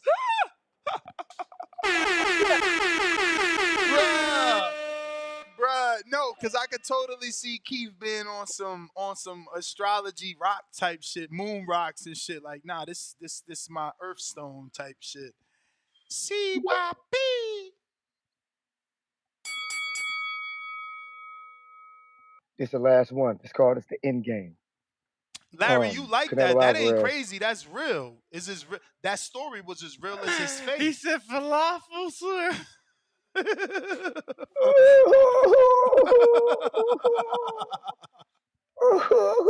Good, CYP. Hold up. I know y'all motherfuckers just start talking when I was talking and shit. Like, maybe y'all didn't hear. That was rude. Very rude. And it's 2 days in a row you didn't call me names, man. I ain't called you one. I'm going to see if I can go 7 days getting called a name by you without calling you one. I'm going to see if I can do that. I think I might be able to. That's how you do it, CYP. You got to lead by example, I don't know man. I don't know that I'd be able to call in after the third day, bro. Oh, no, we're going to see. We're going to see how much I can take. Like a motherfucker, CYP. Because he's the better man. So I am. He tells you that every day. All right, so I look at it like this. I'm looking up all these articles, right? And it says Canelo Alvarez, Caleb Smith, Mexican becomes 4-weight world champion with dominating points win. I'm confused. This article and all the articles before must be idiots. Because he fought Caleb Smith after he fought Rocky Fielding already, after he fought Kovalev. So how the fuck was he 4 by beating you and not 4 by beating Kovalev? Because he already beat Rocky Fielding for his real belt, the WBA regular belt. I mean, I'm confused. Based off this argument that we're having here, if the WBA regular is the real belt, then he didn't need to fight Caleb Smith to be 4 belt. He just need, and I don't even know why he needed that to even. I don't even know why he needed WBA belt after in that 4 belt series. He already had it. I don't even know when did he lose it, because he ain't never lost after Rocky Fielding. So I'm trying to figure out, when did he lose the WBA regular belt? You know, the one that helps you unify, the one that helps you be undisputed. You know that belt. Oh, that's right. That belt don't mean shit. What do you mean? He moved forward. What do you mean? Hey, Hold what do I on. mean is, hold on. don't be mad at me. Hold on. He got Go ahead. elevated after the Rocky Fielding. When he got elevated, remember the WBA champ is currently David Morrell. So I'm asking you, why do you have to get elevated by beating the champion? You beat him. You took his belt. Where's the elevation? Dude, I just read you the bylaws. You're laughing. Look, he literally did what the bylaws. He literally did what the bylaws tell you. He fought the regular. My God. Listen, just listen. I showed it on the Go screen. ahead. I Go showed ahead. it on the screen. Honestly, he fought the regular in Rocky. Went on to unify, won a belt, so they super championed him. I literally read it, and that's how it went. Okay. I'll screen share it again. So, I mean, because you're doing no. Right. You didn't answer my question. Why did they say he was a 4 division champion when he beat Caleb at 168? If he had already conquered that division, or already entered it. Yeah, you're asking the wrong people. Don't ask them. Ask everybody, because everybody wrote that. The Zone wrote it. ESPN wrote it. Everybody, Carpenter, all of them wrote that. But on here, we so smart that we telling them they dumb. But you're always yelling at me, but I don't see you sending no emails to them. If I'm dumb, they dumb. I'm just going up by what they say. I'm just telling you what reality is. On his bio, it did not say Rocky Fielding was the one that put him at 168 supremacy. It was Caleb. That's what it says, and that's the bio. It says Caleb. So again, I don't know if he's blind or something, but as it says here, if a fighter has the WBA title, but then wins either an IBF, WBC, or WBO belt, they are moved up to WBA Super Champion. So when he won the regular and then went on to win the WBC with Callum, he was already becoming WBA Super Champion. That's why if you go to the rankings, you'll see that David Morrell is your regular in the WBA. Give me 1 second, I'll screen share that. Right here. Getting those rankings put up. So right there you see David Morrell and then Canelo. So I don't know, man. But I think that now has become the last of the callers. And I am wrong. Big Gucci Nick, what up? What up, gang? Shout out TBV. Shout out Ringwalk Danny and Ness. I'm putting in the work. Everybody smash that like and subscribe, man. How y'all living? Sensational. Yes, sir. Man, that was funny as hell. You guys are hilarious, man. How you call that man a halal bread, man? He definitely ain't gonna show up to the interview now, bro. That shit was funny as hell. But yeah, man, hopefully we get that Keith interview. When is that scheduled? When is that supposed to be? Yeah. Hold Say on. again what you What'd said, you say, Gucci? Nick? Oh, just asking when that when is that Keith interview scheduled for? Just because I'm chiming in right now. Well, it was scheduled for yesterday. And you know. It's supposed to be rescheduled for today. Or tomorrow. That's what he said. Oh, okay. He said, "Can So we do we it still today? might Can we have do it. it All right. tomorrow or the next day?" And I said, "I gotta Yeah, get back to man. you." Yeah, man. Hopefully we get that. Hopefully we get that interview, man. And that whole thing about the Stanionis. I was listening to what CYP was arguing, man. And I like CYP, man, but you can't really argue the WBA being the same belt as an interim, man. That's just making the number one contender a little bit more popular, man. Just putting a little bit more eyes on the number one contender. But the regular is the actual belt, man. But it is kind of weird he did have a point though, because it is kind of weird, not needing the regular to undispute it if it is a real belt. You know what I mean? Well, that's exactly. I just screen shared. Like that's exactly what they tell you. That's their rules. Look, if the regular champ goes on, but then wins either the IBF or the WBC belt, they get moved to WBA Super. So of course you don't need the regular to unify because the sanctioning body themselves elevates you. Like he wants to argue with their bylaws. I didn't fucking make them when just reading them and screen sharing them.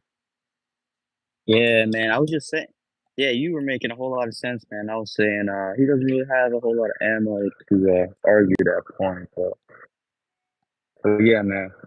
But that's my call. Y'all keep up the good work. I know y'all about to head out right now. Coming a little bit later. Danny dying. But Nah. I was just a He little ready bit to go. busy Danny earlier, ready to man. But go. yo, I'll catch you boys on the next one. All right. Intrigue the Incredible $20 super chat. Last 4 years, how many times Earl been on TBV? Same question for Bud. Now, same question for Thurman. But we clown and Thurman and give Bud and Spence a pass for not coming on the Bud best. just came on though. Let's be real. And honestly, I ain't say nothing because I'm just letting it marinate. But he texted me the other day. So yeah, and I actually texted him the other day trying to get him to play chess. But that was like, I think right the day before the tweets. So, but yeah, so he might come back. I mean, he said he would. And we got him on when we was in Blue Wire. That was big. CYP, you can speak. CYP Discoveries dropped off.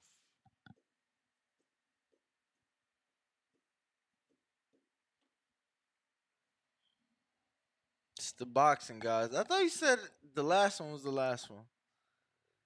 I'm pretty sure that's how he led the call off. Like, this the last one.